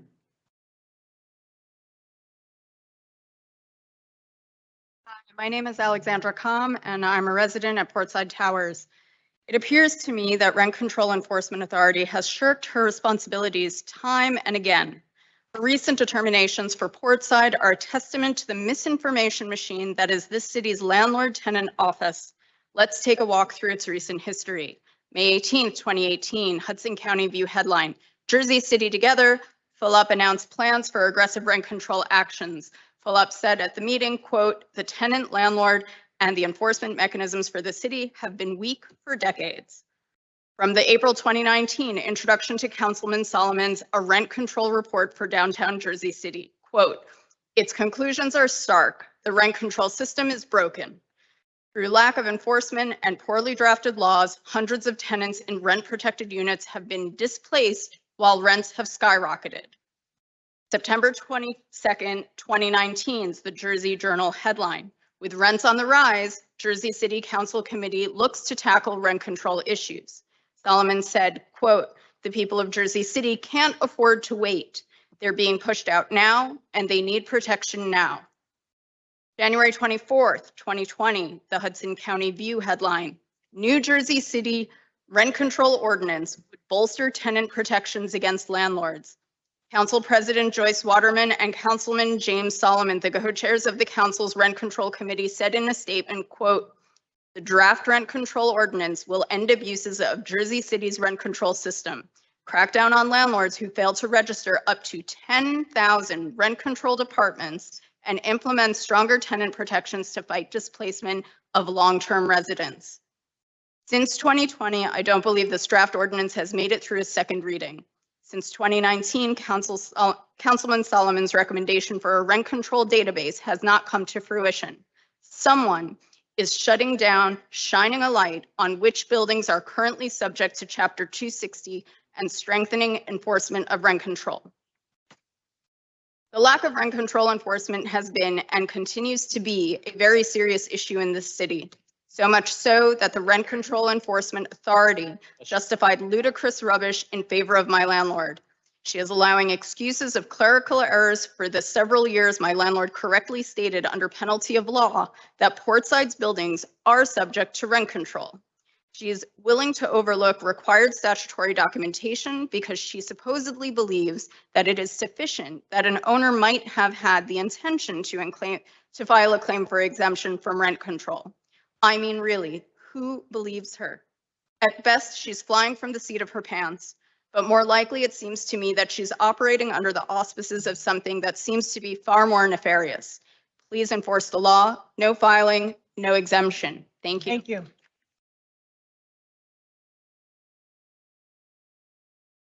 Okay, our next speaker, Suzanne, I'm sorry, DeFelice? DeFelice. I'm so sorry for mispronouncing your name. Good evening. My name is Suzanne DeFelice, and I have been a resident in good standing at Portside Towers in Jersey City since August 2021. My rent illegally increased this past August by 24.5%, enough that forced me to find a new job to pay for the unconscionable increase of over $600 per month. I am disgusted at the corruption by the elected officials of Jersey City who are failing to follow the law and protect the tenants at Portside. A few months ago, Kevin presented me with the documentation that not only caused me to laugh uncontrollably, but also made me well up with tears. It was so shocking. I have documentation if you want to see it, which people have referenced. On both of these documents before me, Portside property manager and an equity principal signed under penalty that Portside Towers East Tower is under rent control. This document is the annual landlord registration statement, 5 units and more, that Dinah Hendon's office has accepted. This document was signed by Jack Newton, managing agent for Portside Towers, and a principal from Equity Residential, head office in 2020, 2021, and 2022. Last weekend, a private meeting was held with Kevin and Michelle and Councilman Saleh, Gilmore, and Rivera, where the council members verified what Kevin and Michelle said, that there is no filing and therefore no exemption. Nothing has been decided, as we know, yet. To continue to allow illegal rent increases, abusive power by the city and by Equity Residential with no legal filing in hand is what is being allowed right now. How can you explain the decision to continue to allow equity to act as if the East Tower is not subject to rent control when there is no proof of filing. The residents are being deprived of their legal rights and unjustly forced to pay rent at rates that are astronomically higher than what should be allowed under these circumstances. The residents of the East Tower deserve the same justice as those of the West. This group behind me will not back down until justice is delivered. The Willow Ridge and the Rivington cases have set the legal precedent and clear understanding that if there is no legal filing, there is no exemption and no exception to the rule. Dragging out corruption will only increase the penalty that equity will eventually pay. We are in the height of the holidays, a time where people especially think and care more for others, a time where people want to do good. I ask you now to stop the daily illegal rent increases that are causing mass displacement has already happened, and hardship of tenants like myself. A fellow tenant, Shannon Shane, serves the Jersey City community as a nurse and pandemic first responder at Jersey Medical Center. She is on the brink of having to move out of Portside and out of her community due to the corruption of Dinah's office has allowed. Can you tell me that our rents are legal? Thank you. And okay? Our next speaker, 5.21, Michelle Hirsch.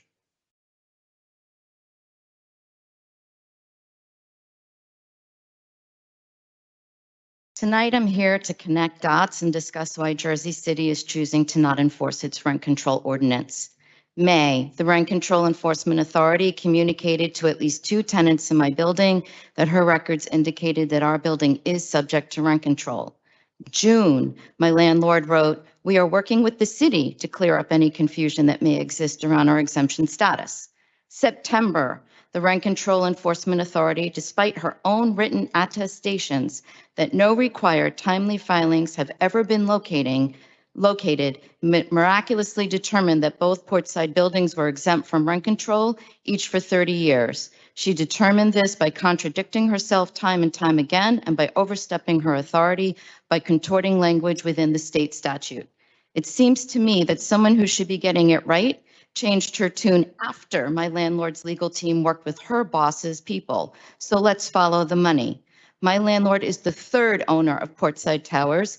They did not develop Portside yet since 1998. They've been the beneficiary of long-term tax abatements, which only recently expired.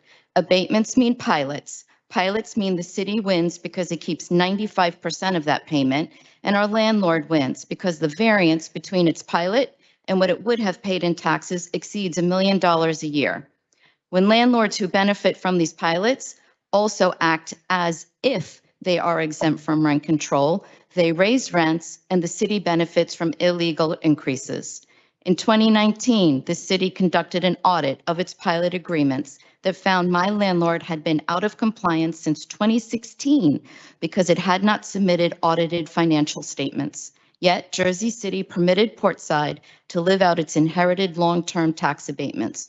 Of course it did. What mayor wouldn't want 95% of a pilot when a regular tax payment would mean being able to keep only about 35% of that payment? If the city were to now enforce the rent control law as it should have decades ago, think of all the layers to be accounted for to make tenants whole, including but not limited to the pilots based on illegally obtained revenue, campaign contributions, and/or other long-standing arrangements. So it would be no surprise to me that after my landlord's legal team worked with the city, that the Rent Control Enforcement Authority may have been redirected to arrive at determinations that preserve the status quo. Money can be a powerful motivator for folks to disregard their moral compass and to toe the line. But remember, casual corruption is still corruption. Good people of this city who listen to your moral compass and understand what I'm talking about, I'm calling on you to contact me at rentcontroljc@gmail.com. Let's fix what our city's officials appear to be afraid to fix. Thank you. Our next speaker, 5.22, Ratika Gul. Good evening. My name is Ratika and I live at 40 Newport Parkway. In our building, we have organized a community platform called One Roof, where we are over like 400 tenants strong. I'm here to represent those tenants, and together we stand with the tenants of Portside Towers. Today, we add our building to the effort to make Jersey City is enforcing its law and to hold our landlord accountable for unfair rent increases and for unsafe and unlawful reduction of service. My apartment is cold because the windows and heating units are not sealed properly. The cold air just flows through in. I asked my landlord to address this problem so I would not have to pay the hefty electric bills to attempt to keep myself warm this winter. They sent someone to tape my window shut for entire winter. Now I have no access to fresh air. For this level of service, I just received a rental renewal with an increase of over 20%. No air, but a huge rent increase. How can this be permitted to happen? Until now, this big landlord simply intimidate the tenants. We have lived in fear of out of control, ever increasing rents. The effort at Portside Tower has given us hope, and together we will not be afraid to fight for what is right. They started a movement, but now they are not alone. Thank you.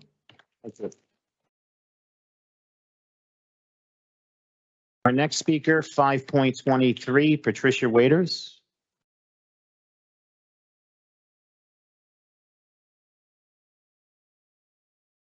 Good evening, Council. I just lost my whole focus. Patricia Waiters, Hoboken, New Jersey. I came tonight to actually speak about an ordinance you have on here that like about 2 years ago, I did speak with you, Council, Madam President Waterman. I want to thank you too, and especially the way you protect your integrity. Sometimes it's kind of hard because when you run on a ticket with other politicians, it's not as clean as you. It could be a little difficult.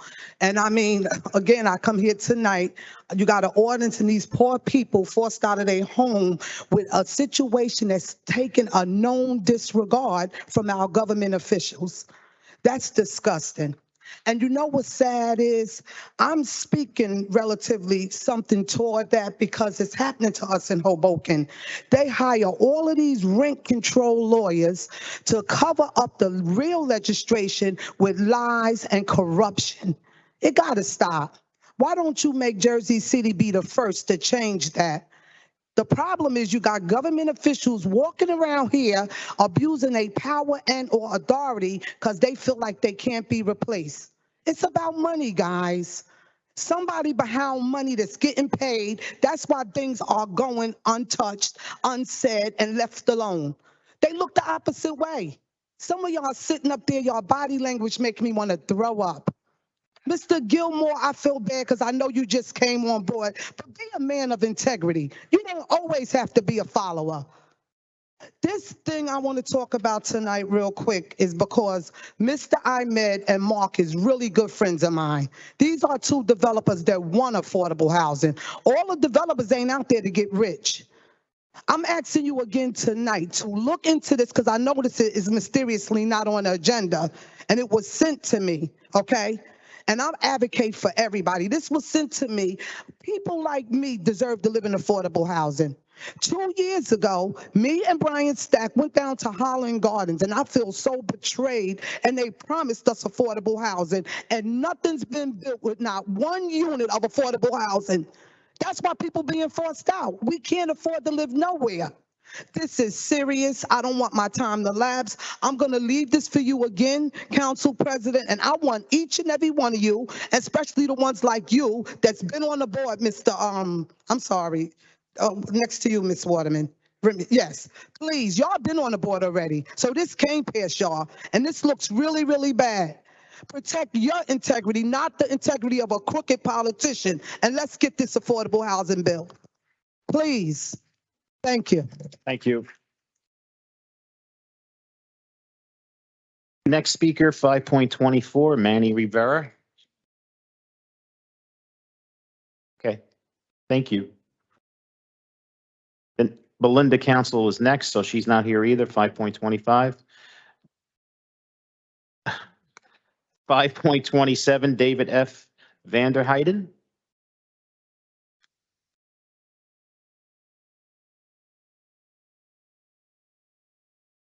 Hello, here we are. My name is David Vanderhayden. I'm a 40-year resident of Jersey City. I'm here to talk about the Lowe's Theater. I'm concerned with the resolution that there is no account being taken in for what's going to happen after the tax abatements are done. I'm a longtime patron of the theater as well as a volunteer, put many hours in, and the building was very close to being destroyed, and I don't want to see that have any possibility of happening again. So I really think the council, I would appreciate if the council would look closely at the resolution and make sure there is a contingency for when the tax abatement is over, that the ownership goes back properly to the city or to a organization that has more than profit as motive. I thank you. Thank you. Thank you. Our next speaker, 5.28, Oliver Kirby.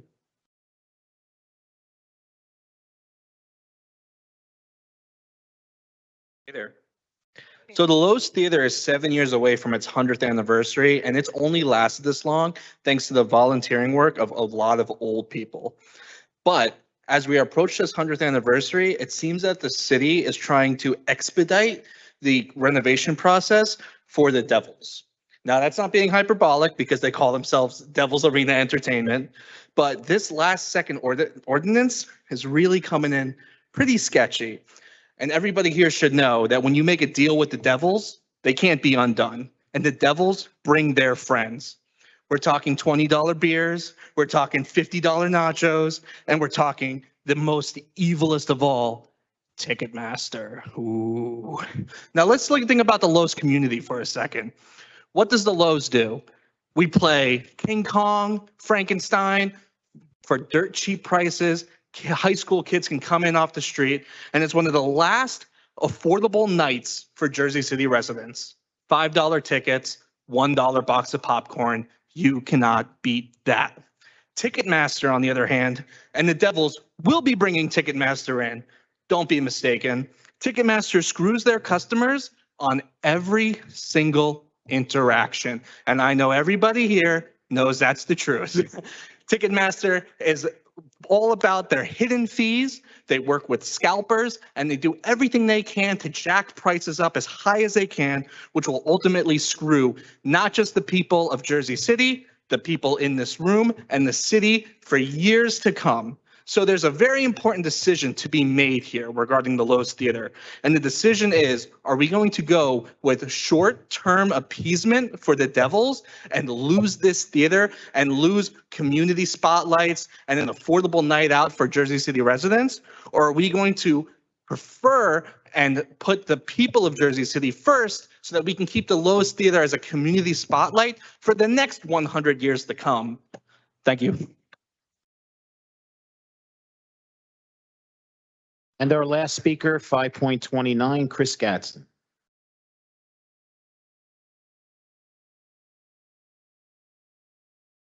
Good evening, everyone, and happy holidays, City Council. I just have a couple of things. I guess as a board member of, Kennedy Dancers, there's a lot of discussion on them not having their not-for-profit, the tax exemption being restored. That needs to be done immediately. The City Council, I think, and I know Councilmember Vera, you definitely have, you spoke to Tom and Diane tonight. I don't think the City Council should be paying the legal fees at all to defend what the tax assessor is doing. And I think it's harassment also when you knowingly have, there's a court case going on, but they're still being harassed to pay like $75,000 by, the end of this year. And I take this personally because, my daughter, she was definitely a dancer during the pandemic at Liberty. And I pay the rate because I am a principal. So I don't deserve whatever a discount, but I know the organization gives thousands. Over the last couple of years, thousands of dollars and scholarships, and they got world-class instructors. Man, the place is just awesome. So you know, I pray that the city council does do something because we all know the value and the worth of, you know, the Kennedy dancers. The second issue that I like to bring up is something that's very personal to me also, and that I see tonight that we have Resolution 22-855, which is a project development agreement regarding Liberty Science Center High School. And I have yet to see in writing that 60% of the students from Jersey City will be at that high school. And it is very important because we gave land for $10. We have $80 million committed over $80 million committed over the next 30 years. This has to be withdrawn tonight. I just pray that, like, you know, just withdraw it and just put the commitments in there. We talk about what's done with these agreements. We have to put the wording inside its agreement because I believe that this is probably one of the last times that this will come forward to the city council. So I'm asking the city council to please put the language to ensure that there's no other municipality in Hudson County that is committing over $80 million to this high school. And it is a county school, but Jersey City has a greater commitment to the school. So yes, it's not a Jersey City public school. I lost that battle. But this right here, just put the language inside of the resolution. Thank you, Chris. So we can get that done. Thank you. Thank you. Okay.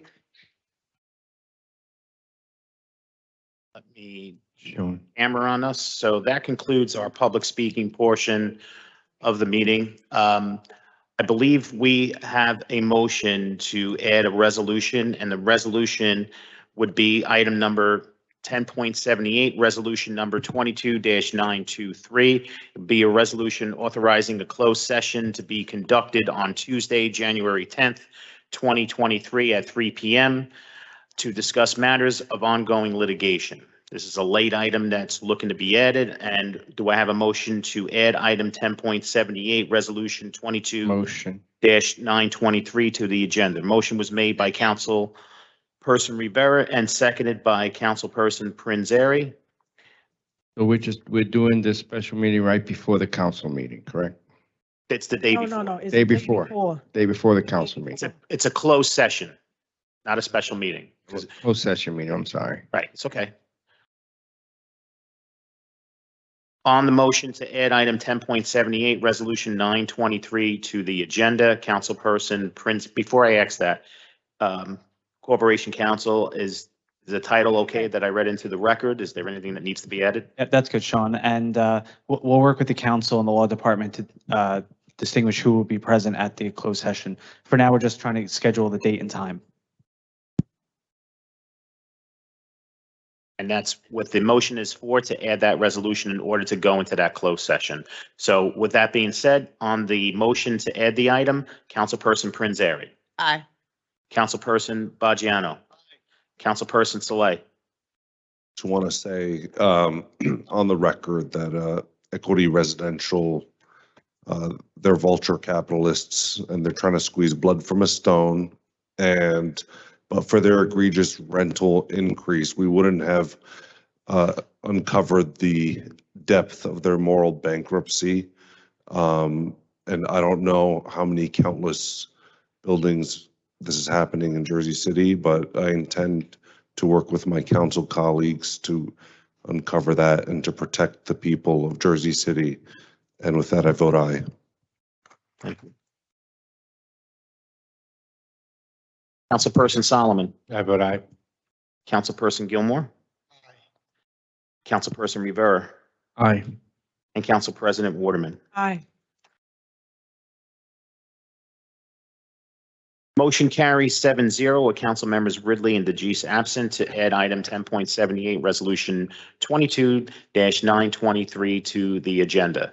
The full body of the agenda will be published in the morning as soon as we have the actual resolution with the body language into it, and I'll publish it immediately tomorrow morning.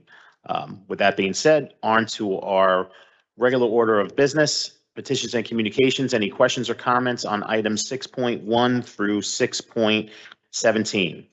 Hearing none. Any questions or comments on Office Communication 7.1 through 7.2? Any questions or comments on Report of Directors 8.1 through 8.4?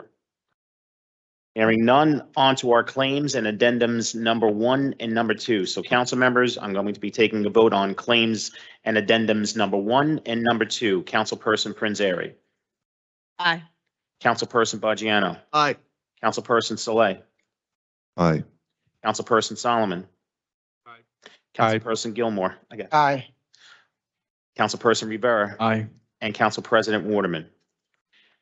Claims and addendums number 1 and number 2 are approved 7-0 with council members Ridley and DeGise absent. Okay, on to our resolutions. Okay, council members, I'm going to be taking a vote on items 10.1 through 10.15. Again, that's items 10.1 through 10.15. Sean, Yes. hold on, Sean, before we do that. Hey, John, is there any, is it imminent that we, vote on 10.10 now? Because I know, legal said something to the effect that the state formula haven't been, released yet. Because what we were, well, I know my questions were, what were the actual total operation budgets? Because I'm trying to see, how much skin in the game us as a city is putting into the actual funding for the school. So is there any way we can, I guess, pull this or postpone it until we get all the information on how it's going to be funded, the actual total operating budget? So Councilman, the operating budget wouldn't be established Right. until the school's opened. So this is a project labor agreement to get the facilities built. So the funding that the city's obligated to and the contributions from the state and the county won't take effect until essentially the students enter the school. So we'll know that January for the September start date, how much money that would be, whether it's 2024, 2025, depending on the opening day. And there's no way we can get any language to speak to seats allocation? It would have to be through the state and the county, Councilman. We can't. Because I asked for that. We can't address admission standards for financial purposes. Majority of the money in. Since Jersey City is putting the majority of money in, I asked that we should at least have the majority of the seats. That's mean, just we- the truth. But I know because of the way the money's coming, we can't do that. I mean, even if it's a county school though, wouldn't it make sense because Jersey City is the largest city in the county that most of the seats would already go? Yeah, that's how it currently is, and it's how it would continue to be, but we can't put in writing to Can't put it in guarantee writing. seats Yeah. or admission standards to satisfy that requirement. Discrimination. Yeah. Yeah, Jersey City will have the, the rights as it's in Jersey City. It'll be closer for Jersey City students, and historically Jersey City students would Right. be filling those seats. It's just we can't guarantee, right. Is it a? Okay, so council members, I'm going to be taking a vote on items 10.1 through 10.15. Again, that's 10.1 through 10.15. Councilperson Prinzary. Stepped away. Sorry. I'll get her vote when she comes back. Councilperson Baggiano. Aye. Councilperson Saleh. Aye. Councilperson Solomon. I'm going to vote no on 10.1. I understand why it's happening, but I think from just a public standpoint, it's important to put a marker down and say that we can't keep doing this. Police overtime is $3 million above budget. People experience a 30% tax increase that just cannot happen in 2023, and work with the colleagues on making sure that doesn't happen. And then, having to shift $10 million in our budget to health insurance in the last month of the year. We have to know what our healthcare costs are. We have to be able to budget for those. We can't be surprised at the last minute with, nearly a 10% increase in the budget for healthcare costs. So I understand why we have to do it in this budget, but I just think it's important to state for the record why it's concerning. And then on 10.10, I'm going to abstain. This is the first time I've heard we legally can't assign seats. That didn't come up in 21. So I don't feel confident, but just from a practical perspective, we're providing the land. We're providing 2 million annually. No other municipality in Hudson County is doing that. And our schools have a major funding crisis and had to raise taxes, an extreme amount on our residents this year. So now we're shifting money out of the public schools into a county public school and paying for students' education in Bayonne and Kearney and Secaucus, and those kids great and they deserve a great education, but Jersey, we got to provide for Jersey City kids. So given that this is just happening at the last hour, I'll abstain on 1010 and then vote aye on all the rest. Okay. Before I move on, I just want to ask Councilperson Prinzary, your vote on items 10.1 through 10.15. Aye for all. Thank you. Councilperson Gilmore. I'm gonna vote no on 1010. I just think that when you put the most skin in the game, you should reap the biggest reward. So I just don't feel comfortable voting to give that much money to the school, not knowing the exact landscape of how many Jersey City kids will be able to attend. 10.1, I'm gonna vote no as well. I just can't in good conscience vote to move 650,000 from recreation when I see programs and I see kids needing something to do, and we're not really providing that. I do want to request Corporation Counsel and Legal that when these appropriation transfers do come up, can we make sure the department heads are here to justify why they didn't utilize the money that we're moving to somewhere else? I'll vote aye on the rest, and I'll vote no on 10.1 and 10.10. Okay. Councilperson Rivera. I'll abstain on 10 and aye on the rest. And Council President Waterman. I'm gonna vote aye on all, but on 10.1, I understand the council's concern because of the overtime and, money's transferring. But going forward, because we approved the resolution for the council to be more involved with this budget from the very beginning. All right, so I want to make sure that from the very beginning that the council is involved. I really want that on the record. Yeah, All right. Absolutely, Council President. So been working with the finance director and the budget director to create monthly reports as we go along, so there's no surprises. That we could see the trends together, better understand where the spending patterns are, starting in January. Okay, and when it comes to the public safety, because they are the burden. I hate to say that. They are, It'd be line items for every single budget. right. And will they get certain systems, you can get a flag when you're going over a certain amount? Will they be notified when they reach their peak, so to say, to know not to go over anymore? Yes. And They're currently because notified. Okay, because we are hiring really more police officers. I don't see at this point, what is it saving? I don't. And first of all, us hiring them, we're saying that it would cut back on the overtime, it would cut back on the overtime, it would cut back on the overtime. But here we are in 2022, and it has not cut back on the overtime. So I don't know if they need to meet with you monthly. I don't know what the situation is, but they need to know that this is their budget and start trying to figure it out like everybody else. Absolutely, Council President. That's for all, including the overtime for public safety. But I just want to get back to that reporting because I think it's important that the council get the monthly reports, comparing them to the budgeted amounts this year, not the appropriation transfers, but what was originally budgeted. And everybody could be transparent in knowing where they're at. John, just to let you know, the next class of police officers going to an academy won't be till next July of 2023. They're not going to graduate till probably 2024. And cops are leaving the job because of the morale problems. So that's one of the major issues. Said Councilman. Thank you. That's why you're calling for overtime. Okay. If I can just recap the vote. So item 10.1 is approved 5-2 with council members Solomon and Gilmore voting no. Items 10.2 through 10.9 10.9 are approved 7-0, with council members Ridley and DeGise absent, also for 10.1 absent. And item 10.10, I have 4 in the affirmative, and we have 1 no by Councilperson Gilmore and 2 abstentions one from Councilperson Solomon and 1 from Councilperson Rivera.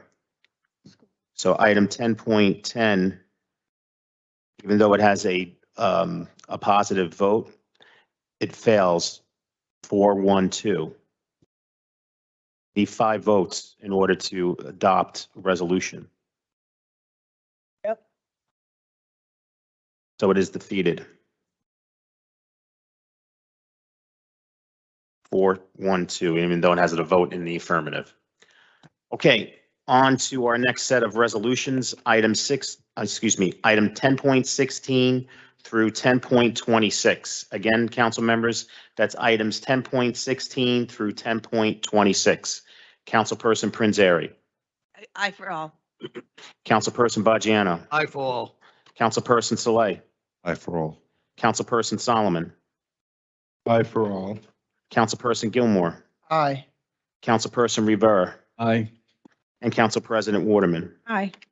Items 10.16 through 10.26 are approved 7-0, with council members Ridley and DeGise absent.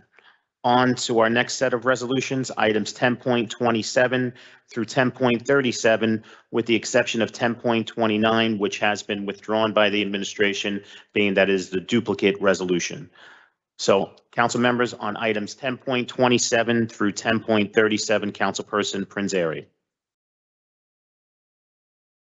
She's She stepped out as well as council president. Okay, thank you. Councilperson Bajano. I'm not voting on 10.33 because the people in the community do not want it. And once again, I said we changed the name of Jersey City to Pot City. Yes, or yes on all the rest. So you're abstaining on 10.33? That's right. Thank you, sir. Oh, no. No on 10.33. It's no on 10.30. Okay, Shame. okay. Problem. Councilperson Saleh. aye for all. Councilperson Solomon. How far are we going up to? We are going from 10.27 to 10.37, with the exception of 10.29, which has been withdrawn. Aye for all, and then 1032, very much hoping we'll get a negotiated contract for the, behavioral health crisis response as soon as possible. It's, really important for the city and a great investment, and I'm glad we're doing it, and just, really want to make sure that that comes before the council as soon as possible. Thank you. Councilperson Gilmore. Aye. Councilperson Rivera. Aye. Council President stepped out, still correct? Prinzary is here. Okay, Councilperson, thank you. Councilperson Prinzary, I would like to take your vote on items 10.27 through 10.37, with the exception of 10.29, which has been withdrawn. Aye for all. Thank you. At the moment, we have 6-0 vote for items, for items 10.27 through 10.32, with council members Ridley, DeGise, and Council President absent. Item 10.33 is approved 5-1, with Councilperson Bajano voting no, and council members Ridley, DeGise, and Waterman, Council President absent. And items 10.34 through 10.37 are approved 6-0, with council members Ridley, DeGise, and now I have Council President walking in, so I'm going to reiterate those votes. I'm going to ask her for her vote on items 10.27 through 10.37, with the exception of 10.29, which has been withdrawn.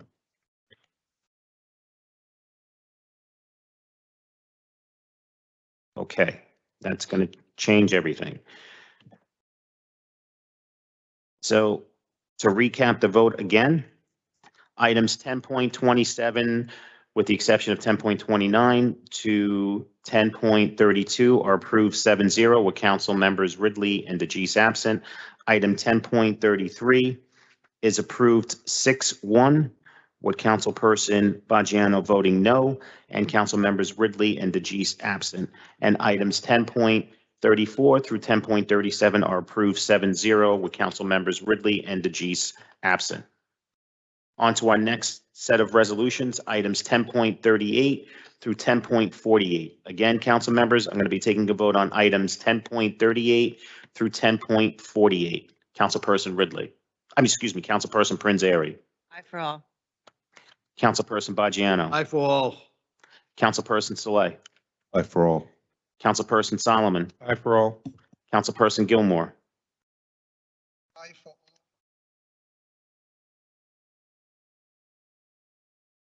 Okay. Councilperson Rivera Aye for all. and Council President Waterman. Okay. Just allow me a second to recap. Items 10.38 through 10.40 are approved 7-0 with council members Ridley and DeGise absent. Item 10.41 is approved 6-1 with councilperson Gilmore voting no and council members Ridley and DeGise absent. Items 10.42 through 10.48 are approved 7-0 with council members Ridley and DeGise absent. On to our next set of resolutions, items 10.49 through 10.57. Again, that's items 10.49 through 10.57. Councilperson Prinzary. No on 10.51, aye on the rest. Thank you. Councilperson Baggiano. No on 1051, and I think this is the most ridiculous resolution that's been presented to this city council in the last 20 years. I can't believe they've even, today we had a flag raising here and people were late because they couldn't find parking in the area. You can't find parking anywhere in the city, and here they want to take away the back of City Hall and dump about another 40 cars out in the street. Yes, aye on the rest of them. No on 1051. Thank you. Councilperson Saleh. 1051, for me, I believe it's a study. Nothing is imminent. The front of City Hall could look a lot better. The back of City Hall sure as hell could look a lot better. I don't think that anything is imminent. It doesn't hurt to study this, how we could make it better and have more greenery. With that, I vote aye for all. $200,000. What a waste of money. Are we delivering the best thing for the residents of Jersey City? That's ultimately the question, and we should always be improving. That's all. Councilperson Solomon. No on 1053, and then aye on all the rest. Councilperson Gilmore. Vote no on 53 and 54. I vote aye on the rest.